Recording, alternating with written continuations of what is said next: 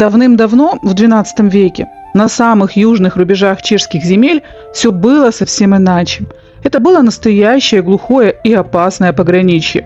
С одной стороны простирались владения чешских князей, с другой стороны набирающее силу только-только получившее независимость герцогство Австрия и чуть западнее суровое герцогство Бавария. А вот между ними, как гигантский живой щит, лежал сплошной непроходимый ковер из дремучих вековых лесов и скалистых гор. Места эти были дикими, темными и полными разбойников. Прямо через эти глухие чащи пробивала себе путь бурная, холодная и полноводная река Влтава. В те времена она была своенравной водной артерией. Река буквально прогрызала себе дорогу сквозь скалы, то и дело выписывая такие крутые и резкие петли, что они казались сотворенными чьей-то гигантской рукой. Жить в этих лесах никто особо не стремился до тех пор, пока сюда не пришел один человек. Звали его Витек. Он происходил из знатного и влиятельного чешского рода, но вместо того, чтобы сидеть при дворах правителей и участвовать в чужих интригах, Витек обладал редким для того времени даром. Он умел смотреть на десятилетия вперед. Он понял простую вещь. Тот, кто сможет приручить этот дикий юг и взять под контроль границы с Австрией и Баварией, станет самым могущественным человеком в государстве. Витек пришел в эти леса не как временный гость, а как абсолютный хозяин, настоящий колонизатор Средневековья. Он развернул здесь грандиозную по тем временам деятельность. Он отправлял сотни людей вырубать вековые сосны, расчищая землю под пашню. Он строил дороги через степи и перевалы, превращая опасные лесные тропы в надежные торговые пути. Он основывал первые деревянные и каменные форпосты в самых стратегических важных точках. Там, где река Влтава делала свои знаменитые изгибы, создавая естественную защиту. За несколько десятилетий этот человек совершил невозможное. Он превратил пугающую пограничную глухомань в процветающий, богатый и, главное, самый защищенный регион. Сюда потянулись люди, здесь строились деревни, а торговые караваны из Австрии теперь везли товар под охраной людей Витека. Он стал некоронованным королем юга. У него было все – авторитет, колоссальное по тем временам богатство, преданная армия и независимость, о которой другие феодалы только могли мечтать. И, конечно же, у него была семья. В его лесных резиденциях подрастали сыновья – 5 сильных, амбициозных парней. Они с детства привыкли к звону оружия, запаху сосновой смолы и к мысли, что вся эта земля вокруг их законная добыча по праву крови. Время шло, наш старик Витек моложе не становился, а его 5 сыновей превратились в суровых, взрослых и очень амбициозных мужчин. И здесь у каждого из вас наверняка возникает абсолютно логичный вопрос: и кому теперь достанутся все эти земли? По законам классических средневековых романов, все должно было уйти старшему, ведь мы знаем это чудесное гордое слово «майорат». Но это когда старший забирает себе замок, казну и отцовские доспехи, а младшие братья грустно утирают слезы, берут узелок с вещами и уходят ловить удачу в наемники или в монастыри. А вот и нет, в XII веке в Чехии понятие «майорат» не то что не существовало, о нем здесь даже не слышали. И надо сказать, это было очень мудрое решение. Давайте на секунду включим черный юмор и представим, что случилось бы, если бы старик Витек вдруг решил стать новатором и оставил все одному старшему сыну. История этой семьи закончилась бы ровно в день похорон отца. 4 обиженных, вооруженных до зубов младших братьев просто перерезали бы старшему горло в первую же ночь, прямо в его законной постели.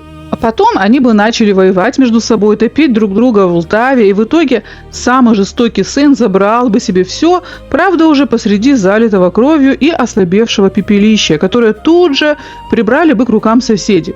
Вместо этой кровавой бани в Чехии в то время действовал другой закон, старый обычай раннефеодального права, который требовал делить отцовское имущество между всеми законными сыновьями поровну. Каждый мальчик, рожденный в благородной семье, имел священное право на свой личный кусок отцовского пирога. Это был единственный способ сохранить мир внутри клана и не дать детям поубивать друг друга ради наследства. Именно поэтому у Витека не было выбора. Перед смертью ему нужно было решить сложнейшую логистическую задачу, как физически разрезать свою гигантскую лесную империю на 5 жизнеспособных частей, чтобы ни один из сыновей не почувствовал себя обделенным. И вот то, как именно он это сделал, и превратило обычный раздел имущества в великую легенду. И тут, конечно, многие из вас, кто хоть раз бывал в Чехии, а главное в чешском Крумлове, уже думают: знаю я эту историю про 5 лепестков, про благородного дедушку на смертном одре и разноцветные щиты. Так вот, друзья мои, это полнейшая чушь. Это, конечно, очень-очень красиво, очень сказочно и потрясающе продается в виде сувениров, но к реальности не имеет вообще никакого отношения. Давайте я вам лучше расскажу чистую, непричесанную правду, чтобы в следующий раз, когда вы приедете в чешский Крумлов, и очередной гид с придыханием начнет вещать вам эту приторную туристическую байку, вы могли снисходительно улыбнуться, остановить этот поток фантазии и сказать: а теперь послушайте, как все было на самом деле, и мгновенно стать самым авторитетным человеком во всей группе. Готовы? Тогда слушайте. Для тех, кто не знает, о чем речь, я в 2 словах расскажу эту официальную сказку. Легенда гласит, что жил-был благородный дедушка Витек, и был у него щит с 5-лепестковой розой. И вот, почувствовав приближение смерти, дедушка ложится на смертный одр, собирает вокруг себя 5 сыновей и трясущимися руками эффектно раздает каждому по наделу и по щиту, но уже с розами разных цветов. Мол, вот тебе, сынок, красная роза, тебе зеленая, а тебе золотая. Детки папу послушно выслушали, поклонились и дружно разошлись править каждый на свое место под знаком своего цвета. Так вот, к суровой реальности эта легенда не имеет вообще никакого отношения. И начнем мы с самого базового факта. Никакого щита с цветной розой у нашего Витека в XII веке не было в принципе и быть не могло. В те времена в Чехии рыцарские гербы в их привычном виде еще просто не изобрели, и щиты во все цвета радуги никто не красил, само собой. А что же было у него? У него была личная восковая печать. Чтобы вы понимали, средневековая печать на шнурке – это вам не просто штамп в канцелярии. Это тогдашний биометрический паспорт, подпись на чеке и электронный ключ в одном флаконе.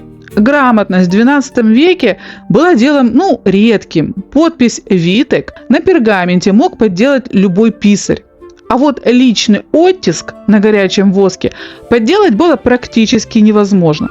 И вот на этой своей круглой печати Витек приказал вырезать цветок дикого шиповника. Почему его? Во-первых, этот кустарник рос на юге на каждом шагу, а во-вторых, это был его личный узнаваемый товарный знак. Видишь розу на воске? Значит, документ подписал лично хозяин южных лесов. А теперь давайте включим логику и разберем самый важный момент этой легенды. Нам рассказывают, что папа только перед смертью распределил, кто где будет сидеть.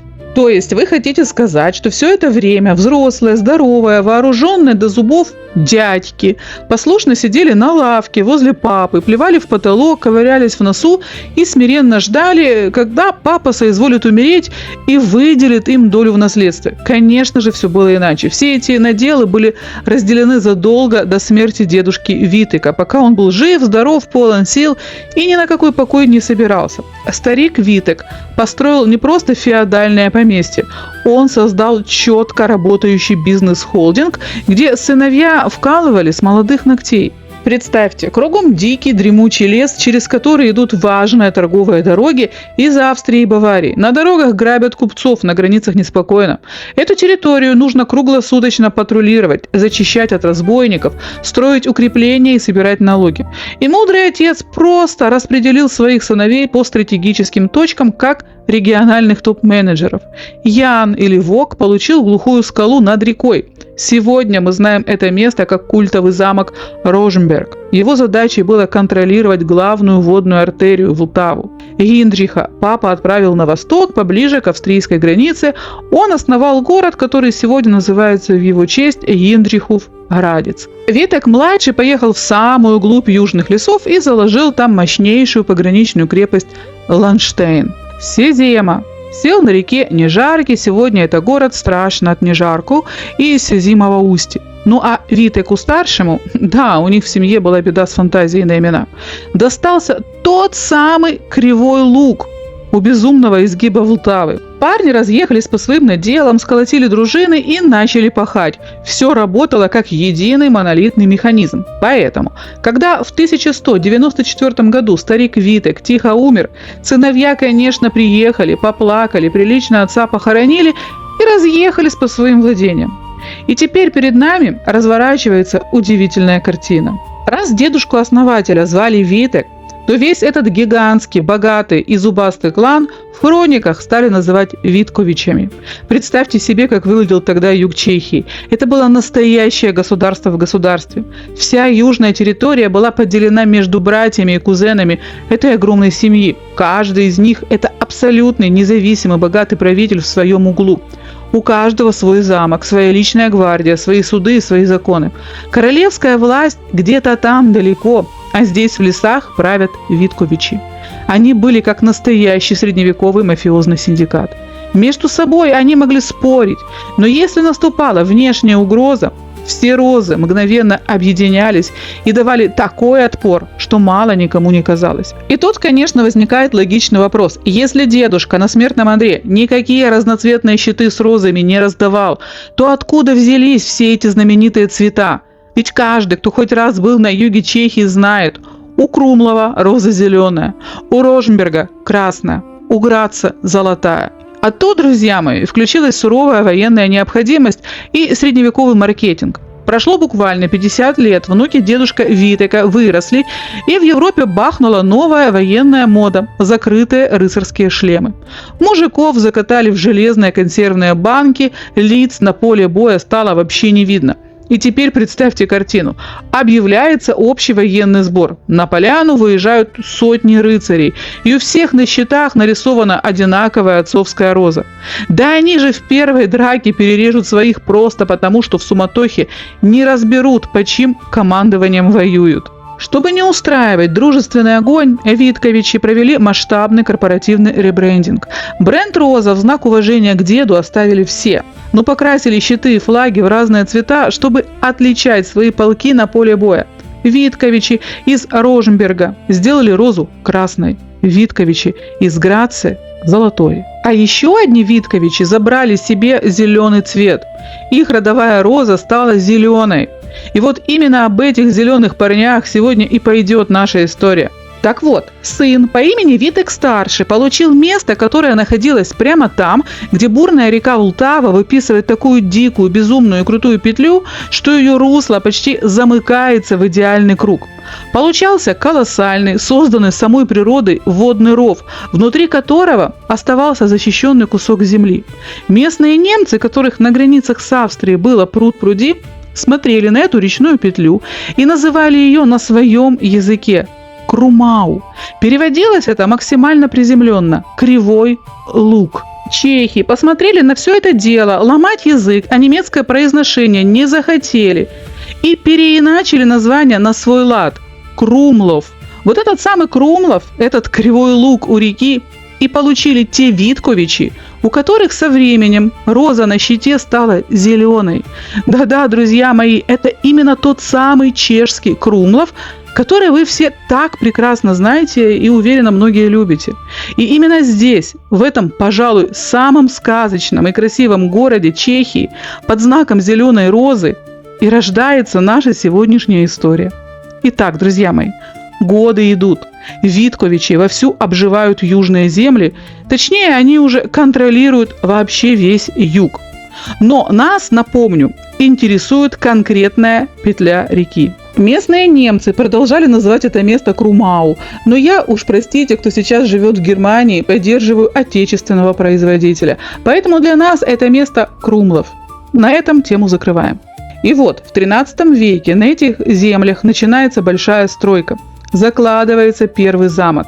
Сегодня вы все знаете его как монументальный, роскошный чешский Крумлов, второй по величине замок во всей стране после Пражского града.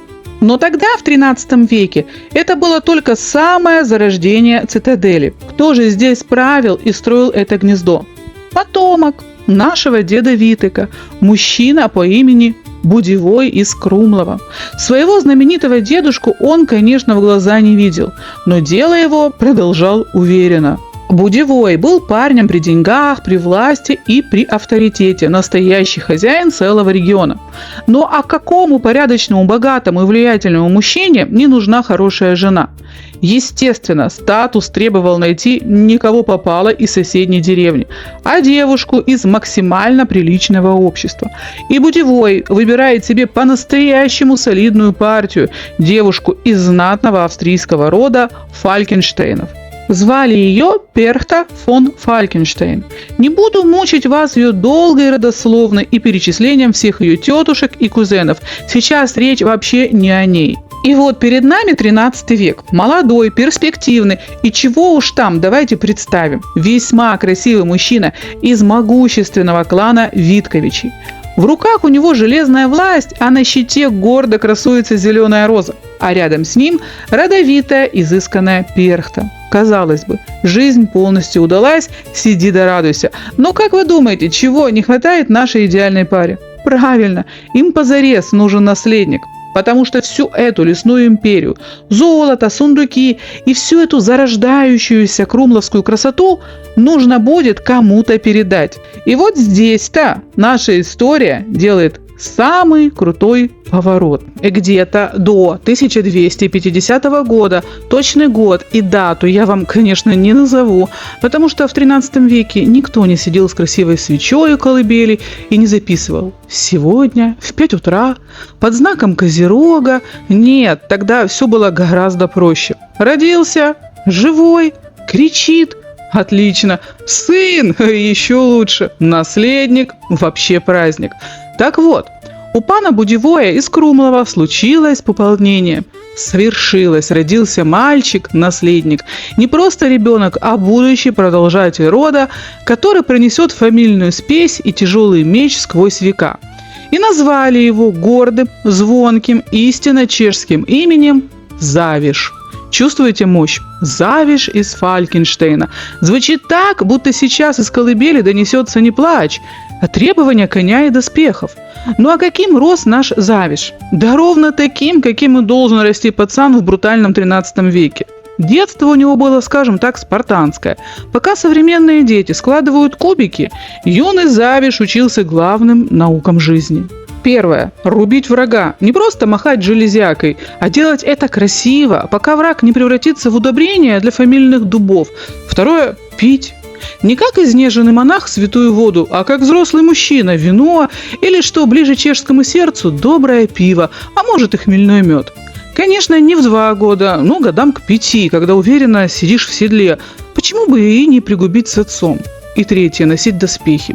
Это вам не синтетическая ветровка. Попробуйте-ка покрасоваться, чтоб железо не скрипело так, будто по тебе проехалась телега с камнями. И, наконец, 4. Альфа и омега существования. Продолжить род и не опозорить. Последнему учили особенно жестко. И вот представьте себе 1261 год. Сколько лет нашему Завишу? Друзья мои, напомню, точный год его рождения мы не знаем. Все в нашем случае очень и очень приблизительно. Родился он до 1250 года. Так что может быть ему 15, может 16, а может и вовсе 14. Парень, в общем-то, он уже с амбициями. И вот в этот самый момент в Чехии происходит событие максимальной важности. Не просто свадьба, а свадьбище с большой буквы. В Праге король Отакар II, тот самый железный и золотой, который тогда крепкой рукой правил этой страной, решил жениться. И не на какой-нибудь захудалой графине из соседнего замка, а на девушке, в чьих жилах текла кровь, древняя и, без преувеличения, легендарная. Его избранницей стала княжна из рода Рюриковичей. Знал ли наш Завиш, кто такие Рюриковичи? Да, скорее всего, не знал. Гугла под рукой, как вы понимаете, не имелось. Знал он ровно одно. Если сам король женится на этой женщине, значит, она партия высшего сорта и точка. Но это не важно, важно другое. На эту свадьбу был приглашен его отец, пан Будевой из Крумлова. А как же иначе? Все влиятельные мужи королевства съезжались в Прагу. И остаться в стороне означало бы нанести королю смертельное оскорбление, а заодно пропустить главную пьянку десятилетия. А поскольку Завиш наследник, то и он, разумеется, отправился вместе с отцом. Не на прогулку в саду, в конце концов, ехал он, а на событие, которое перевернет его жизнь, хотя тогда он об этом, конечно, еще даже не догадывался. И вот наш юный Завиш въезжает в Прагу. Не просто въезжает, вплывает, как юный бог войны, который только-только сбежал с Олимпа и еще не решил, крушить ему всех или пока просто покрасоваться. А потом под грохот труп, под какой-то невообразимый шум заводит невесту. Эту, как там ее, из этих Рюриковичей. Пока выговоришь, язык сломаешь в 3 местах. Княжна, принцесса заморская, диковинка, неважно. Наш Завиш глянул мельком и мысленно поставил галочку. Девчонка и девчонка, у нас на юге, конечно, посимпатичнее найдутся. Могла бы корона жениться на наших, ищерских. Понаехали. Но тут случилось то, что заставило сердце юного рыцаря биться чаще. И это была, конечно же, не невеста, а львы. На свадьбу притащили настоящих живых львов. Вот это я понимаю развлечение, вот это ход. Огромное, царственное, с гривой, в которую хотелось запустить пятерню, и с рыком, от которого у взрослых мужей подкашивались колени. Завиш смотрел на них с чистым, незамутненным восторгом. Да, ради такого, конечно, стоило приехать. Львы – это круто, а это как там ее, Рюриковна, что ли? Нормальная. Симпатичная, наверное, хотя какая разница. У нее вообще-то муж есть, король старый. Ей-богу, фу. Но вот ведь штука. Нет, а взгляд сам собой возвращался к ней. Почему? Понравилось? Да упаси Господь, конечно, нет. Просто, интересно же, чего это все так носятся с этой принцессой. И вот Завиш снова переводит взгляд на львов, потом на чей-то потрясающе красивый шлем, потом на меч соседнего рыцаря. О, вот это работа мастера, надо будет узнать, где брал. И снова, чисто случайно, взгляд уходит в сторону королевского возвышения.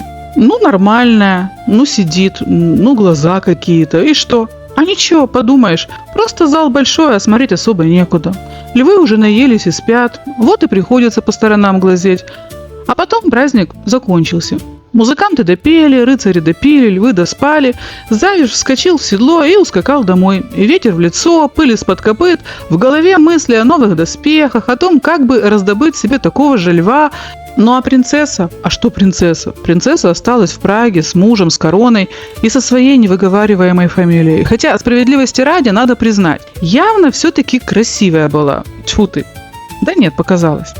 А дальше произошло то, что он навсегда разведет нашего Завиша и короля Отакара II вместе с его заморской принцессой, как там ее, неважно, по абсолютно разные стороны баррикад.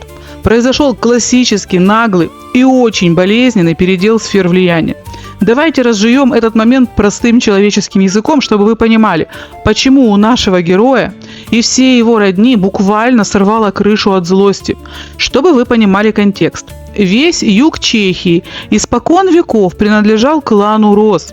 Зеленые розы правили в Крумлове, красные по соседству. Они владели там буквально каждым деревом. Это была их личная лесная империя. Главный их доход строился на том, что через эти леса шла оживленная международная торговля, трасса в Австрию и Германию. Купцы везли золото, соль, дорогие ткани. А Витковичи сидели на этой дороге как суровая, но справедливая лесная мафия. Брали с каждой фуры налог за проезд, стригли огромные деньги и горя не знали. Они были королями в своем регионе. И тут пражский король Отакар II смотрит на карту и думает: так, ребята на юге что-то слишком сильно расслабились. Денег у них больше, чем у меня, авторитет железный. Надо бы их раскулачить. Прямой войной на них идти было опасно. В своих дремучих лесах Витковичи королевскую армию просто помножили бы на 0. И тогда король включает режим изощренного рейдерства. Он решает задушить их бизнес экономически и делает два очень подлых хода. Прямо на той самой купеческой дороге, которая кормила семью Завиша, король берет и основывает свой личный город – Чешские Будеевицы. На практике это выглядело так. Король ставит там свои суды, свою таможню и своих вооруженных гвардейцев. И выпускает закон. Отныне все купцы обязаны ехать только через этот новый королевский город и платить налоги только в Прагу. А парням зеленой розой король фактически говорит: все, лавочка закрылась, ваша касса больше не работает. Денег от купеческих караванов вы больше не увидите. Представьте, у вас тупо отжали главный семейный бизнес, нагло средь бела дня прикрываясь королевским указом. Чтобы Витковичи не вздумали возмущаться, король добивает их вторым ходом. Буквально в нескольких километрах от строящегося замка Крумлов, прямо у Завиша под носом, король строит огромный монастырь Злата Коруна. Но средневековый монастырь – это не про тихую молитву, это огромная экономическая база. Мало того, что землю под этот монастырь король нагло отрезал от территории Витковичей, так он еще и заселил туда верных лично ему людей, которые были освобождены от налогов и работали как легальный пункт наблюдения за Крумловым. Представьте себе эту картину. Вы строите свой шикарный замок, свою крепость, а король прямо у вас в огороде, под окнами вашего дома ставит чужую базу с вооруженной охраной, которая круглосуточно за вами следит. Вот теперь посмотрите на эту ситуацию глазами нашего горячего, амбициозного Завиша. В Праге сидит король с той самой принцессой, как там ее, неважно. И этот самый король под корень уничтожает дело всей жизни его отца, нагло отжимает земли, перекрывает торговые пути, лишает семью доходов и ставит свои гарнизоны прямо у них под дверью. Причем делает это не в честном бою, а из-под тишка юридическими бумажками. Для Завиша это было не просто потерей денег. Это было колоссальным, смертельным плевком в лицо его роду. Пружина ненависти сжалась до предела, и южные паны закрылись в своих замках и начали тайно ковать мечи, собирать верных людей и ждать только одного – удобного момента, чтобы умыть Прагу кровью. Но время – штука неумолимая. Годы шли, и наш Завиш из дерзкого юноши превратился в статного мужа. Получил ли он образование? О, конечно, получил. Не подумайте, что совсем уж варвар. Конечно, читать он умел ровно настолько, чтобы разобрать долговую расписку поверженного врага, а писать, что подписать указ, желательно мечом. Его университетом были не душные кельи, пропахшие свечным воском и занудством, а 3 кита настоящей мужской жизни – бой, пир и женщины. И на всех 3 фронтах наш Завиш преуспел так, что старики одобрительно крякали в бороды. А вырос он именно таким, каким и должен быть правильный рыцарь 13 века, без соплей под лютню. Женщин он любил. И не надо тут хихикать и представлять себе куртуазного вздыхателя с сонетами под балконом. Нет, никаких обмороков, никаких розовых соплей и побегушек цветочками. Любил он их жестоко, сурово, по-мужски. Ничего личного, просто физиология и здоровый рыцарский аппетит. Он смотрел на даму так, что та понимала, сейчас перед ней мужчина, а не министрель с дрожащими коленками. И дамам это, надо сказать, чертовски нравилось. Врагов он рубил. Тут вообще отдельная песня. Дерзко, жестоко, красиво. Так, что противник даже обидеться не успевал, а уже лежал и удобрял чешскую землю. Завиш не просто махал мечом. Он делал это с такой мрачной элегантностью, что друзья просили повторить на бис. А враги уже ничего не просили. А уж в пирах, здесь он был королем. Он мог перепить любого, оставаясь при этом на ногах и с ясным взором, чем вызывал уважение даже у прожженных ветеранов застолья. Словом, вырос достойный рыцарь своей эпохи, брутальный, ненасытный к жизни и умеющий за столом усидеть и в седле удержаться. И вот тут, друзья мои, наступает момент, когда наш Завиш из подающего надежды наследника превращается в полновластного хозяина. Приблизительно в 1272 году, плюс-минус, как мы любим, папа, пан Будевой из Крумлова, отходит в лучший из миров. И вот представьте, отец умер, и теперь все, что раньше было семейным делом, стало делом личным, конкретно личным. Земли, замки, амбиции – все легло на плечи нашего героя. А вместе с этим и старая ненависть к королю Оттокару и его драгоценной, Рюриковне. Теперь это не просто политика, это личное. Они его враги. И точка.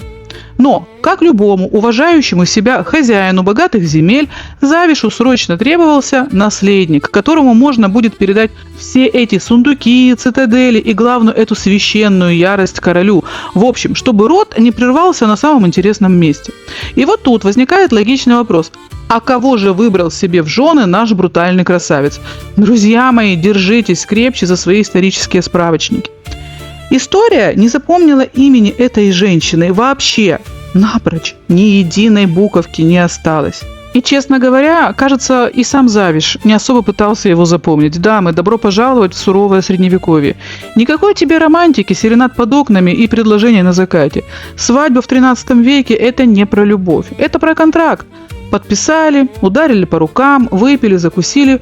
Женщина, имя, а имя не важно. Важно, чтобы приданное было хорошее, здоровье крепкое и бедра широкие. А как звать? Да хоть горшком назови, только в печь не ставь. И если вы сейчас представили себе, как наш Завиш, женившись, стал примерным семьянином, сидел с женой у камина, помогал ей по хозяйству и обсуждал цены на зерно, не смешите его доспехи. Нет, конечно. Женщина была ему нужна совсем не для этих сентиментальных глупостей. Ее дело – родить наследника. Точка. Все. Дальше свободно заниматься своими женскими делами. Прясть, вышивать, молиться еще. А Завиш занимался своими мужскими. Земли, война, политика, пиры, женщины. Все то, за что его мы, собственно, и полюбили. Родила ли эта безымянная жена наследника? Нет, не родила. Она родила дочь. Что ж, бывает. Не всем везет с первой попытки. А дальше все. На этом ее историческая миссия завершилась. Завиш стал вдовцом. Жена отправилась в лучший мир, оставив после себя дочь и абсолютно никакого следа в аналах истории. И вот посмотрите, какая идеальная картина у нас вырисовывается к середине 1270-х годов. Наш Завиш официально становится вдовцом, но не просто вдовцом, а самым богатым, чертовски привлекательным, статусным, авторитетным и абсолютно свободным мужчиной. Сеть его заговоров на юге уже сплетена, мечи наточены. Кромловский лев готов выйти из своих лесов и устроить Праге настоящую кровавую баню. Но как пойти против грозного железного и золотого короля? Завиш был парнем дерзким, но далеко не дураком. Он прекрасно понимал, если он сейчас просто выйдет из леса со своими братьями и родственниками и крикнет «Эй, Отакар, выходи 1 на 1», королевская тяжелая кавалерия раскатает весь клан Рос в тонкий блин примерно за 5 минут. Король есть король, и его армия была лучшей в Европе. Чтобы свалить такого титана, нужен был идеальный шанс, и Завиш умел ждать. И вот час пробил. Мы не будем подробно пересказывать всю эту международную грызню, так как детально разобрали ее в нашем прошлом ролике. Напомню лишь кратко, в Европе выбрали нового императора Рудольфа Габсбурга. Тот сразу же объявил чешского короля выскочкой, который слишком много на себя берет, и потребовал вернуть австрийские земли. И начинается великое противостояние. Что делает наш Завиш? Тактик в его голове мгновенно сообразил, что просто сидеть на юге, наблюдая за битвой двух титанов, это преступление. И Завиш решает тайно, но твердо поддержать Габсбурга. План идеальный. Пока король Отакар собирает войска, Завиш устраивает ему тотальный кошмар в тылу. Осенью 1276 года пружина шляхетской ярости наконец-то выстрелила. Завиш собирает под свои знамена клан Рос, и парни выходят на тропу войны с четким пониманием: гулять так гулять. Первым делом наши суровые южане примчались к тому самому пафосному королевскому городу Ческой Будеевице. Вы помните, к тому самому наглому шлагбауму, который король построил, чтобы отжать у семьи Завиша купеческие налоги. Крумловцы посмотрели на эти красивые новые стены, достали факелы и сожгли город к чертям собачьим. Завиш как бы намекнул Праге: ваша касса больше не работает.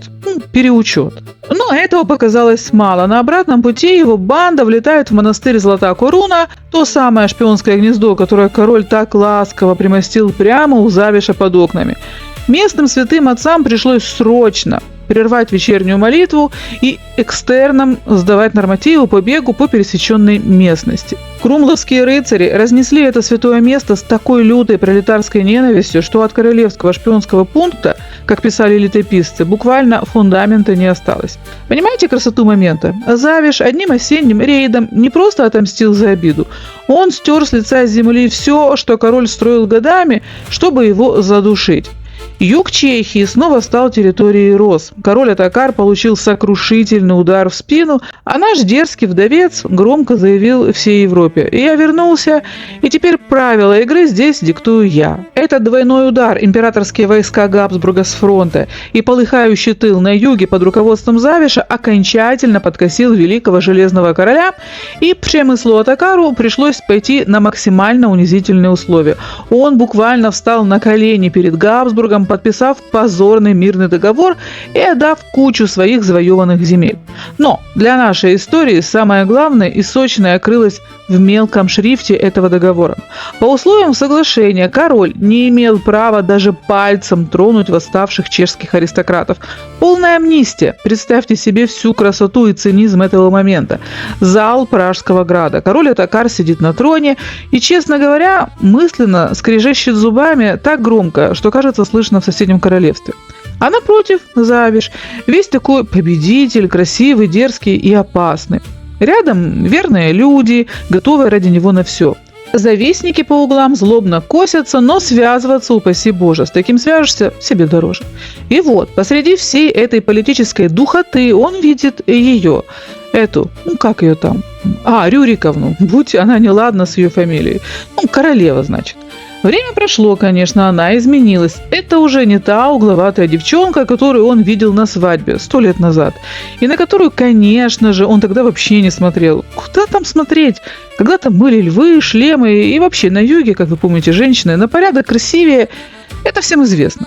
Нет, он и сейчас на нее, разумеется, не смотрел. С какой стати? Просто, знаете, как взгляд случайно пересекается. Бывает же такое. И тем более зал не такой уж и большой, а она королева, стоит такая вся из себя. И вот их взгляды встречаются. Вернее, не встречаются, а так просто пересеклись по чистой случайности. И он видит этот ее пылающий взгляд. Она его, конечно же, ненавидит. Прямо пламя из глаз. Честное слово. Да ладно, пусть смотрит, может, хоть разглядит, наконец, какой он победитель, в самом соку, красивый, дерзкий, в дорогих доспехах. Пусть оценит или не оценит. Да какая, собственно, разница? А она смотрит на него с этой своей такой тихой яростью. И кажется, если бы взглядом можно было испепелить, а от Завиша осталась бы только горстка пепла и красивые доспехи. Пока что он стоит целый, невредимый и абсолютно точно не смотрит на нее. Почти. Вот такой момент. Красивый, напряженный и полный какой-то недосказанности. А что же было дальше? А дальше наш Завиш ушел в отпуск. И это не шутка, это абсолютная историческая правда. Самый настоящий средневековый отпуск. Собрал вещички, свистнул своих людей и был таков. А что ему еще было делать? С королем Отакаром они поквитались. Делить им больше нечего. Не делить же с королем эту, как там ее, Рюриковну. Зачем она ему нужна? Не смешите его доспехи. А поддерживать императора против своего же короля, сколько можно? 1 раз это политический ход, 2 это уже предательство. А Завиш при всем своем брутальном обаянии был все-таки вассалом чешской короны. Свое дело он сделал, и на этом все, как говорится, умываю руки. И вот он сидит в Альпах ближайшие 2 года и в ус не дует. Хотя в ус-то, скорее всего, он дул. Усы-то у него были знаменитые. Мы ж помним, усы, борода, весь этот, брутальный набор. Сидит, пьет местное пиво, наслаждается горным пейзажем и ждет новостей. А в это время в Чехии заваривается то, что неизбежно приведет к финалу. Король Отакар, конечно же, не простил императору абсолютно ничего. Все эти 2 года он собирал армию, копил силы, злость и желание расквитаться. И скажу вам больше, друзья мои, Витковичи из ветви Красной Розы выступили на стороне чешского короля, забыли все обиды и встали плечом к плечу.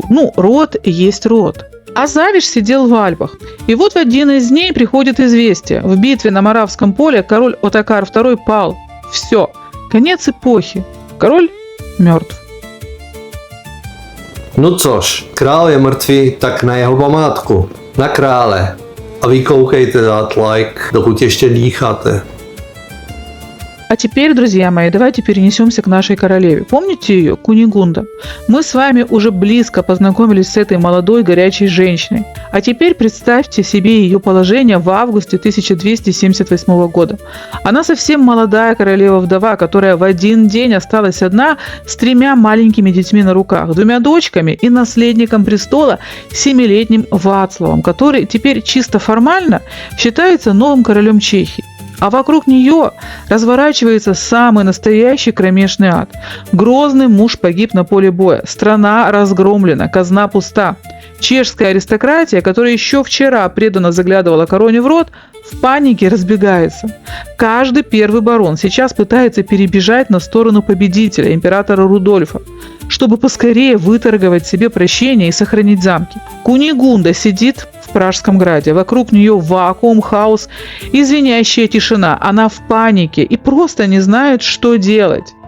Вдова прекрасно понимает, если сейчас в Прагу войдут войска Габсбурга, ее детей просто выбросят на улицу и лишат короны. И тогда она находит единственный выход, который в тот момент казался ей максимально правильным и логичным. Она садится за стол и пишет отчаянное письмо в Германию. Адресат – маркграф Оттон Бранденбургский. Почему именно он? Все просто. Оттон был не просто соседом, а родным племянником покойного короля Оттокара II, сыном его родной сестры. То есть близкий родственник, член семьи плоть от плоти. А на что рассчитывала Кунигунда? Логика у нее была абсолютно понятна. Рыцарская честь. Но не может же родной племянник бросить вдову и маленьких сирот своего великого дяди на растерзание врагам. Бранденбург – это сила, они обязаны помочь. Оттон приедет со своей суровой немецкой армией, думает Кунигунда, встанет железной стеной вокруг Пражского града, отпугнет Габсбурга и побудет надежным регентом-опекуном, пока маленький Вацлав не подрастет и не возьмет власть в свои руки. Оттон 2 раза просить себя не заставил. Получив весточку из Праги, он радостно потер руки, мгновенно собрал свои закованные в железо отряды и с тяжелым визгом помчался в чешскую столицу. Когда бранденбургские рыцари заполнили Пражский град, Кунигунда, наверное, впервые за долгое время облегченно вздохнула. Ей казалось, что спасение пришло, семейные узы победили, и теперь они под надежным крылом сильного мужчины. Как же горько она ошибалась. Королева-вдова осудила по законам чести, а вот ее дорогой кузен Оттон смотрел на мир исключительно сквозь призму наживы. Вместо благородного защитника в Прагу приехал расчетливый, жадный и абсолютно беспринципный стервятник. Он увидел разоренную страну, испуганную женщину, беззащитного ребенка и понял, этот куш он из рук уже не выпустит. Оккупация Богемии началась под видом семейного визита. Первым делом наш благородный защитник пошел договариваться со злейшим врагом чешской короны – императором Рудольфом Габсбургом. Эти двое сели, разлили вино и устроили классический распил беззащитного королевства. Император Габсбург забрал себе богатую Моравию на 5 лет в качестве компенсации за военные расходы, а Оттон получил Чехию, Богемию, тоже на 5 лет с официальным статусом регента и опекуном маленького Вацлава II. Они пожали друг другу руки, Габсбург уехал в Австрию, а Оттон вернулся в Прагу и полностью сбросил маску. То, что началось дальше, чешские летописцы до сих пор описывают с содроганием. В историю этот мрачный период вошел под кодовым названием «Бранденбургцы в Чехии». Это был не регентский совет, это был форменный бандитский налет. Оттон привел с собой огромную армию немецких наемников, которым нужно было платить. А из чего кармана? Правильно, из чешского. Они выгребали королевскую казну до самого дна, выметая все подчистую. Наемники Оттона не стеснялись вообще ничего. Они врывались в чешские монастыри, грабили церкви. Страну довели до такой нищеты, что в Чехии начался страшный голод. При этом бранденбургцы просто отбирали у крестьян последний хлеб. Конечно, многие из вас сейчас посмотрят на весь этот беспредел и справедливо возмутятся. Слышь, королева, а ты-то куда смотришь? Это же страна твоего сына, он законный король. Почему ты не сопротивляешься? Друзья мои, она как раз-таки и начинает сопротивляться. Но давайте на секундочку включим трезвую логику и представим ее реальное положение. Перед нами молодая женщина с 3 детьми. Что она может сделать против огромной профессиональной армии наемников? Взять двуручный меч, надеть доспехи 42 размера и пойти лично рубить тевтонцев на пражских площадях? Ну, конечно же, нет. Зато она может включить весь свой авторитет, характер и открыто качать права. И Кунигунда начинает. Она во всеуслышание прямо в глаза заявляет Оттону, что он вообще-то регент, а не вор в законе, что грабить монастыри – это грех, а отбирать у сирот последнее – это элементарное крысятничество. И вот марграфу это вяканье очень быстро перестает нравиться. Ему под боком нужна была тихая, запуганная вдова, а не вот эта яростная Рюриковна с характером амазонки, которая подрывает его авторитет перед чешскими панами. Вот он понимает, пора действовать радикально. И здесь судьба выкидывает максимально злую шутку. Еще за несколько лет до своей гибели сам великий король Пшемысл Отакар II начал масштабное строительство новой суперкрепости на севере Чехии. Он строил ее по последнему слову тогдашней военной инженерии, как мощный, неприступный оборонительный форпост. Сегодня этот замок является одной из старейших крепостей Чехии, а его название звучит довольно пугающе – Бездес. Так вот, Отакар строил этот замок как форпост для защиты своих земель. Тогда, в 1279 году, это была абсолютно новенькая, сверкающая свежей каменной кладкой, невероятно глухая махина на высокой горе. И вот именно туда Оттон и решает упаковать нашу королеву. Оцените запредельный драматизм ситуации. Кунигунду под конвоем увозят в крепость, которую спроектировал и построил ее собственный покойный муж. Замок, который должен был защищать королевскую семью, стал для нее суровой тюрьмой строгого режима. Представьте себе эту картину. Дочерей Кунигунды Оттон быстренько от греха подальше отделяет от матери и распихивает по дальним монастырям, чтобы они просто не путались под ногами. А королеву вместе с главным сокровищем, 7-летним королем Вацлавом, под конвоем из сотен закованных в железо немецких рыцарей везут в этот мрачный северный холм. Тяжелые ворота Бездеза закрываются, все, ловушка захлопнулась. И началась их веселая тюремная жизнь. Условия в этой крепости были спартанскими до крайности. Никакого шелка и преданных фрейлин. Только голые серые стены, свист ледяного ветра и пронизывающий холод. К дверям их покоев приставили вооруженную до зубов немецкую гвардию. Шаг влево, шаг вправо, пика в бок. За матерью и сыном следили днем и ночью, не давая ни секунды на уединение. Маленький Вацлав, законный правитель Богемии, плакал от холода и страха, а его гордая мать могла только крепче прижимать его к себе на жесткой постели. Ночами она слушала, как за дверью наглые наемники пьют пиво, ржут, матерятся и делят награбленное. Марграф торжествовал. Он запер законную чешскую власть в глухой каменной банке на горе, а сам остался в Праге крутить страной, как ему вздумается. Он был абсолютно уверен, что сломал эту женщину навсегда и стер ее с политической доски. Но Оттон кое-что забыл. Он забыл, что загнанная в угол львица становится в 100 раз опаснее. Именно там, в этой сырости Бездеза, Кунигунда, кусая губы от ярости, начинает продумывать план своего великого, безумного и абсолютно киношного побега, который перевернет всю историю и приведет ее прямо в руки, но об этом позже. А чтобы понять, что случилось дальше, давайте вернемся в баварский замок Фалькенштейн. Как вы думаете, наш крумловский лев впустился в пляс от радости, узнав, что его злейший враг мертв? А вот и нет. Завиш был слишком умным и дальновидным стратегом, чтобы радоваться такой новости. Поверьте, это известие его вообще не обрадовало. Смерть сильного короля в XIII веке означала только одно – конец хрупкому порядку, конец стабильности и начало тотального кровавого беспредела. Страна осталась без хозяина, а это значит, что скоро набегут стервятники со всей Европы. Замиш мгновенно ставит кубок на стол, собирает вещи и на полной скорости возвращается домой на родной юг Чехии. Он наводит железный порядок у себя дома, проверяет гарнизоны, крепит замки, собирает вокруг себя преданных вассалов и дает всем понять, что на земле рос, а лучше не соваться, целее будете. Но глаз, как вы понимаете, у него косит в сторону Праги. Не потому что интересно, просто Ну, надо же быть в курсе. Ну, политика, все такое. И вот, смотрит он на происходящее в столице и думает, вернее, не думает, а так, размышляет вслух для своих усов. Ну, давай, королева, давай, Рюриковна, ситуация у тебя, прямо скажем, аховая. Муж убит, трон под тобой шатается, враги кругом, ты одна-одинешенька в этом Пражском граде, где каждый второй либо предатель, либо выжидает момент. Ну, подумай головой-то, кто тебя защитит, ну, проанализируй. Вспомни, кого ты видела при дворе. Может, был там кто-то, ну, скажем, такой видный, дерзкий, красивый, в дорогих доспехах, с таким взглядом, что враги сидеют. Может, пересекались вы пару раз в зале, может, даже взглядами. Помнишь?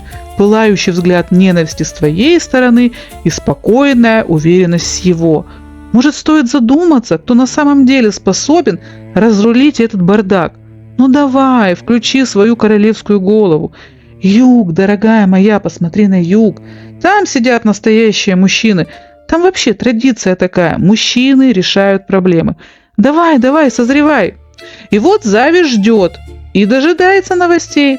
Но то, что он узнает, ну, друзья мои, это было выше его понимания. Наша, ну как там ее? Рюриковна. Кстати, язык по-прежнему ломается от этой фамилии. Приглашает из Германии самого настоящего головореза, Бранденбургского. Вы понимаете? Бранденбургского. Не чеха, не своего, не того, кто уже доказал, что может играть в эти игры, а заезжего немецкого разбойника с манерами мясника и репутацией, от которой у приличных людей волосы встают дыбом.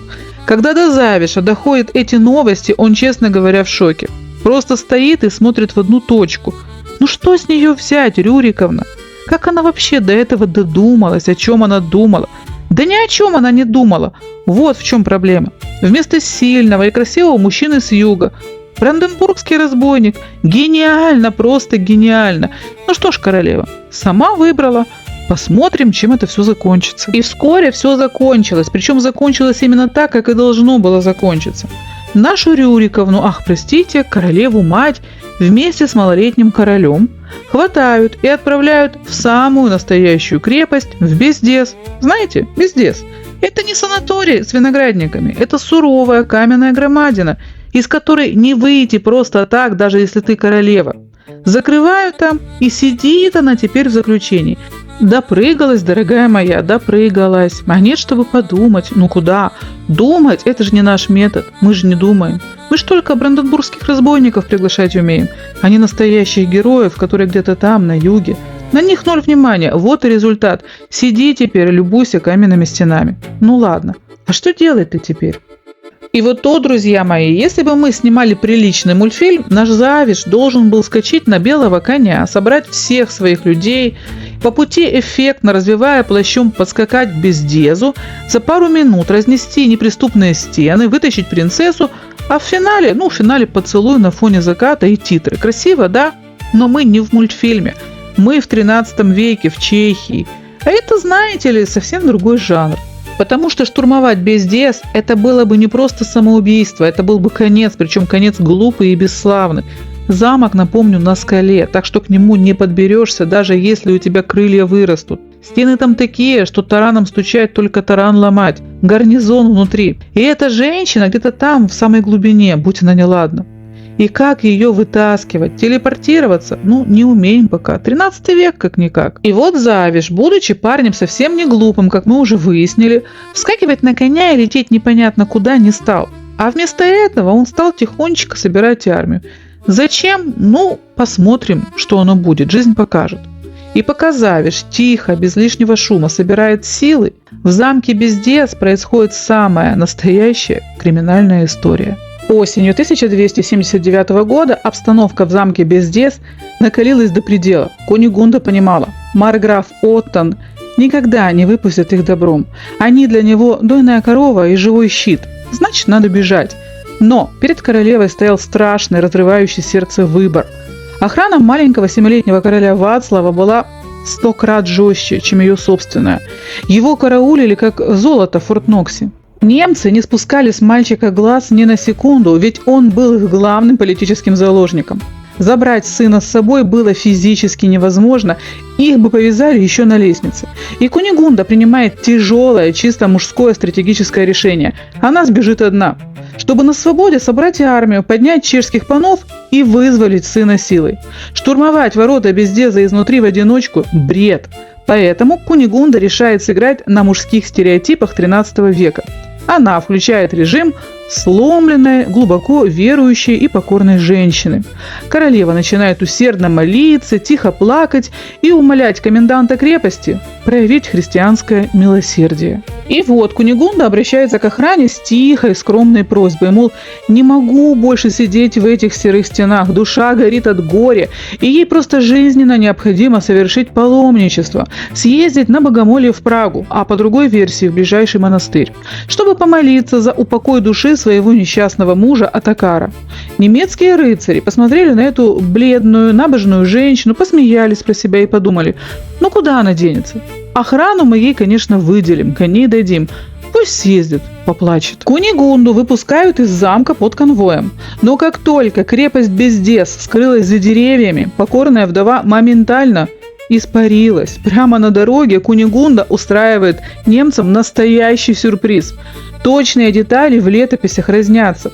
То ли верные чешские слуги устроили засаду и отбили ее у конвоя, то ли она сама во время привала умудрилась незаметно вскочить на самого резвого коня и уйти.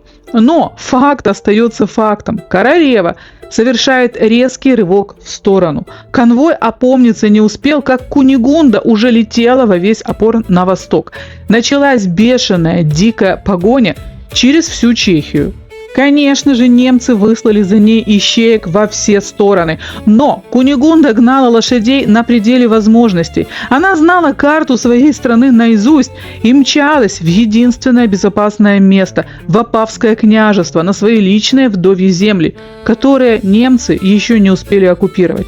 Осенью 1279 года загнанная, уставшая, но абсолютно свободная и злая Кунигунда влетает в ворота замка Градец над Моровицей в Опаве. Ворота тут же наглухо закрываются. На стены встают ее личные лучники. Она победила в этом раунде. Немцы остались с носом. Но Кунигунда понимает, марграф этого так не оставит. Скоро сюда приедут его карательные отряды. Ей нужен меч. Ей нужна сильная, преданная армия, готовая драться насмерть. Конечно, у многих из вас сейчас возникает абсолютно резонный вопрос. Погодите, а как же сын? Как же Вацлав? Неужели родная мать могла просто взять, развернуться и оставить своего маленького ребенка в тюрьме на растерзание врагам? Да, друзья мои, могла и оставила, но не потому, что она была такой бессердечной кукушкой, которой плевать на свое дитя. Просто другого выбора этой матери тогда не дали. Давайте снимем белые перчатки современной морали и посмотрим на эту ситуацию прагматичным взглядом XIII века. На самом деле Кунигунда шла на просчитанный и оправданный риск. Она прекрасно понимала несколько железобетонных вещей. Маленького короля никто бы не убил. В Средневековье нельзя было просто так взять и грохнуть законного монарха. Это был абсолютный, несмываемый грех и путевка в ад в один конец.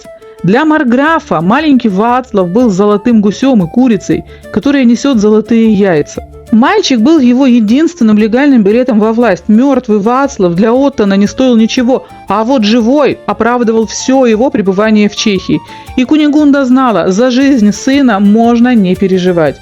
А еще она понимала, чтобы спасти его и вернуть в страну, ей самой нужно быть на свободе. Только оказавшись на воле, вдовствующая королева получила возможность поднять чешских панов на восстание, собрать армию, объявить Оттона оккупантом и начать диктовать свои условия. Так что своим побегом Кунигунда сына ни разу не подставила. Она сделала единственный сильный ход в проигрышной партии, оставила ценного заложника в безопасность, а сама вышла на доску как свободная фигура. А теперь представьте себе картину. Юг Чехии, чешский Крумлов, тогда еще просто Крумлов, наш Завиш спокойно занимается делами своей локальной Южной империи. И тут его шпионы приносят информацию, в которую он сначала честно не мог поверить. Да и вообще, в это никто в здравом уме тогда поверить не мог. Королева сбежала из неприступного, охраняемого замка Бездез Сама обвела вокруг пальцев немцев и ушла. Вы просто не понимаете, насколько это действительно было в тот момент чем-то из ряда очевидное невероятное. Это 13 век, друзья мои. Никаких поездов, автомобилей и комфортных карет. Дикие, непроходимые леса, разбитые дороги, огромное расстояние и жесткое средневековье. Вот вас сейчас посади на коня и скажи: а ну-ка, бегите через всю страну, а за вами в погоню выслан полк немецких профессиональных наемников. Посмотрим, далеко ли вы убежите. Ну ладно, на коня. На велосипеде, по пересеченной местности вы далеко не уедете. А она сбежала. И теперь представьте лицо Завиша, которому это сообщают. Он тут, видите ли, сидит, ломает голову, думает, как эту женщину вызволять, как без дезу поступиться, как операцию провернуть, чтобы все красиво и без лишних трупов. Планы строит, людей считает. И тут ему докладывают: а уже ничего не надо, она сама сбежала. Что, простите? Да кто она вообще такая, чтобы я к ней, сломя голову, мчался? Наверняка хмыкнул он в свои авторитетные усы. Подумаешь, королевская вдова, Рюриковна столичная. Ну и ладно, сама эту кашу заварила, сама кузена в дом позвала, вот пусть теперь сама и расхлебывает. Буду я еще как мальчишка к ней бегать. А сам-то уже поглядывает, на людей своих поглядывает, на карту поглядывает. Так, сколько у нас людей, что у нас с провиантом, а кони готовы? Да нет, это я так спрашиваю, чисто для статистики, ничего лишнего. И вот тут, друзья мои, важный момент. За ней следом он не кинулся, не бросился, сломя голову, догонять и спасать по двум простым причинам. Во-первых, мы же с вами взрослые люди и понимаем, вряд ли бы она его приняла. Она только что сбежала от одних мужиков. У нее там своя охрана, свои люди. Она королева, в конце концов. И тут является он, предатель. Человек, который против ее покойного мужа интриги плел. Здрасте, я к вам спасать приехал. Ну и каковы шансы, что она скажет: спасибо, дорогой, проходи, располагайся? Никаких. Ну и во-вторых, надо же это все красиво обставить. Ну не может такой мужчина, как Завиш, просто так взять и прискакать без плана, без стратегии, без эффектного появления, в конце концов. Да и вообще, кто она такая, чтобы он за ней бегал? Королева? Ну подумаешь, у него на юге таких королев, ну ладно, таких может и нет. Но это не повод терять достоинство. Так что сидит Завиш и делает вид, что новость его вообще не впечатлила. Сбежала, сбежала, молодец. А он-то тут вообще ни при чем. И то, что взгляд у него стал какой-то слишком уж задумчивый, а люди заметили, что он вдруг заинтересовался боеготовностью, так это просто совпадение, не более. А теперь представьте себе, королева совершила невозможное, вырвалась из Бездеза, долетела до Опавы, заперлась в замке Градец над Моровицей, выдохнула и стала ждать.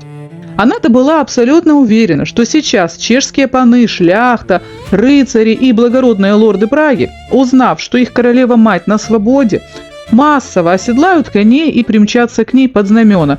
Ведь это же их долг – защищать вдову своего великого железного короля, освободить маленького Вацлава, в конце концов. И вот тут Кунигунда выходит каждое утро на балкон своего опавского замка, смотрит на дорогу, а там тишина. Только ветер листья гоняет, никто не приехал, вообще никто. Почему с ней никто не хотел связываться? Друзья мои, чешская шляхта в этот момент включила режим максимального прагматизма и самосохранения. Для них беглая королева была не прекрасной дамой в беде, а токсичным политическим активом и настоящей горячей картошкой, от которой лучше держаться подальше. Да, я знаю, картошки тогда не было. Причин было несколько, и все они упирались в шкурный интерес. Маркграф сидел в Праге с огромной лютой армией наемников. Любой пан, который просто посмел бы отправить Кунигунде открытое письмо со словами поддержки, тут же объявлялся государственным изменником. Что это значило? К нему домой прилетал карательный отряд немцев, забирал замок, сжигал деревни, а самого пана вешал на ближайших воротах. Рисковать головой ради вдовы никто не хотел. Император Рудольф Габсбург стоял со своим войском совсем рядом, в Моравии. Он официально признал Оттона регентом Чехии. Пойти против Оттона означало пойти против императора. А в итоге чешские аристократы решили: слушайте, королеву жалко, пацана короля очень жалко, но своя рубашка ближе к телу. Сидим тихо, платим немцам налоги и не отсвечиваем. И вот Кунигунда сидит в полнейшей звенящей изоляции. Телефон, как говорится, молчит, в директ никто не пишет. Ей не на что нанять армию, у нее нет ресурсов, а вокруг кольцом стоят враги. Вчерашние верные друзья и вассалы ее покойного мужа просто сделали вид, что ее не существует. И вот она понимает, ее предали абсолютно все. И вот, когда, казалось бы, уже все, отчаяние полное, бежала, а толком. Сидит, значит, королева в своем временном убежище, и перспективы, прямо скажем, так себе. Зря сбежала. Но в один из дней к ней является человек с юга. А почему он с юга? Как вы думаете? Правильно думаете. И этот человек не просто явился засвидетельствовать почтение, он явился с новостью. С новостью, которую передал лично королеве. Не письмом, не через третьи руки, а с глазу на глаз, шепотом, чтобы никто лишний не услышал. Ваше Величество, есть один человек, он готов вас спасти. Он придет сюда с армией. И он с юга. Королева удивленно поднимает бровь. Кто? Кто этот загадочный спаситель с юга? Это Завиш из Фалькенштейна. Помните такого? Помнит ли его королева? Конечно, помнит. То есть не то, чтобы прямо помнит, не то, чтобы прям там она сидела и вспоминала его лицо, глаза, усы эти дурацкие. Нет, конечно. Нужен он ей сильно вспоминать таких. Ходил там один отвратительный тип, кстати, дерзкий. Смотрел на нее так, будто она не королева, а девчонка с рынка. И ухмылялся еще. Да, она его помнит. Такое, к сожалению, не забывается. И вот теперь этот тип хочет ей помочь. Нет, и нет, он предатель. Человек, который пошел против ее покойного мужа, против короны. И теперь что? В спасители набивается? Уж нет. Пусть спасает кого-нибудь другого. У нее гордость есть. Королевская, рюриковская. Гонца выставили за ворота. Казалось бы, точка поставлена. Гордость Рюриковны восторжествовала. Но черт возьми, а мысли-то не оставляют. Проходит день. Кунигунда ходит по своим опустевшим апавским залам. Никто не шлет ей писем поддержки. Ни один благородный пражский граф не мчится к ней, чтобы эффектно броситься в ноги и предложить защиту. Тишина. А в голове, как назло, намертво засела одна и та же навязчивая мысль. Завиш. И королева начинает мысленно с собой спорить. Она ведь помнила его. Чертовски хорошо помнила. Его фиг забудешь. Как бы ни пыталась. Хотя нет, думает она, вовсе я его не помнила. И вообще, он даже не симпатичный совсем. Мужик и мужик, господи, грубиян, хам, деревенщина лесная. 100% подлец. 2 дня прошло, а мысль подлая такая не уходит. Этот подлец и предатель, как назло, ей хочет помочь. Ей, королеве. И ведь что самое противное, больше никто не хочет. Тишина, никого. Только он. Как назло. Тяжело вздохнув, королева принимает решение. Ладно, пусть приходит. Посмотрим, что он мне предложит. Хотя, что он может предложить? Армию? Смешно. Защиту? От кого? Ладно, сделаем грубияну одолжение, пусть явится. В общем, она подзывает верного слугу и цедит сквозь зубы. Ладно, так и быть, передайте на юг, пусть приходит. Посмотрим, что этот лесной разбойник вообще может мне предложить.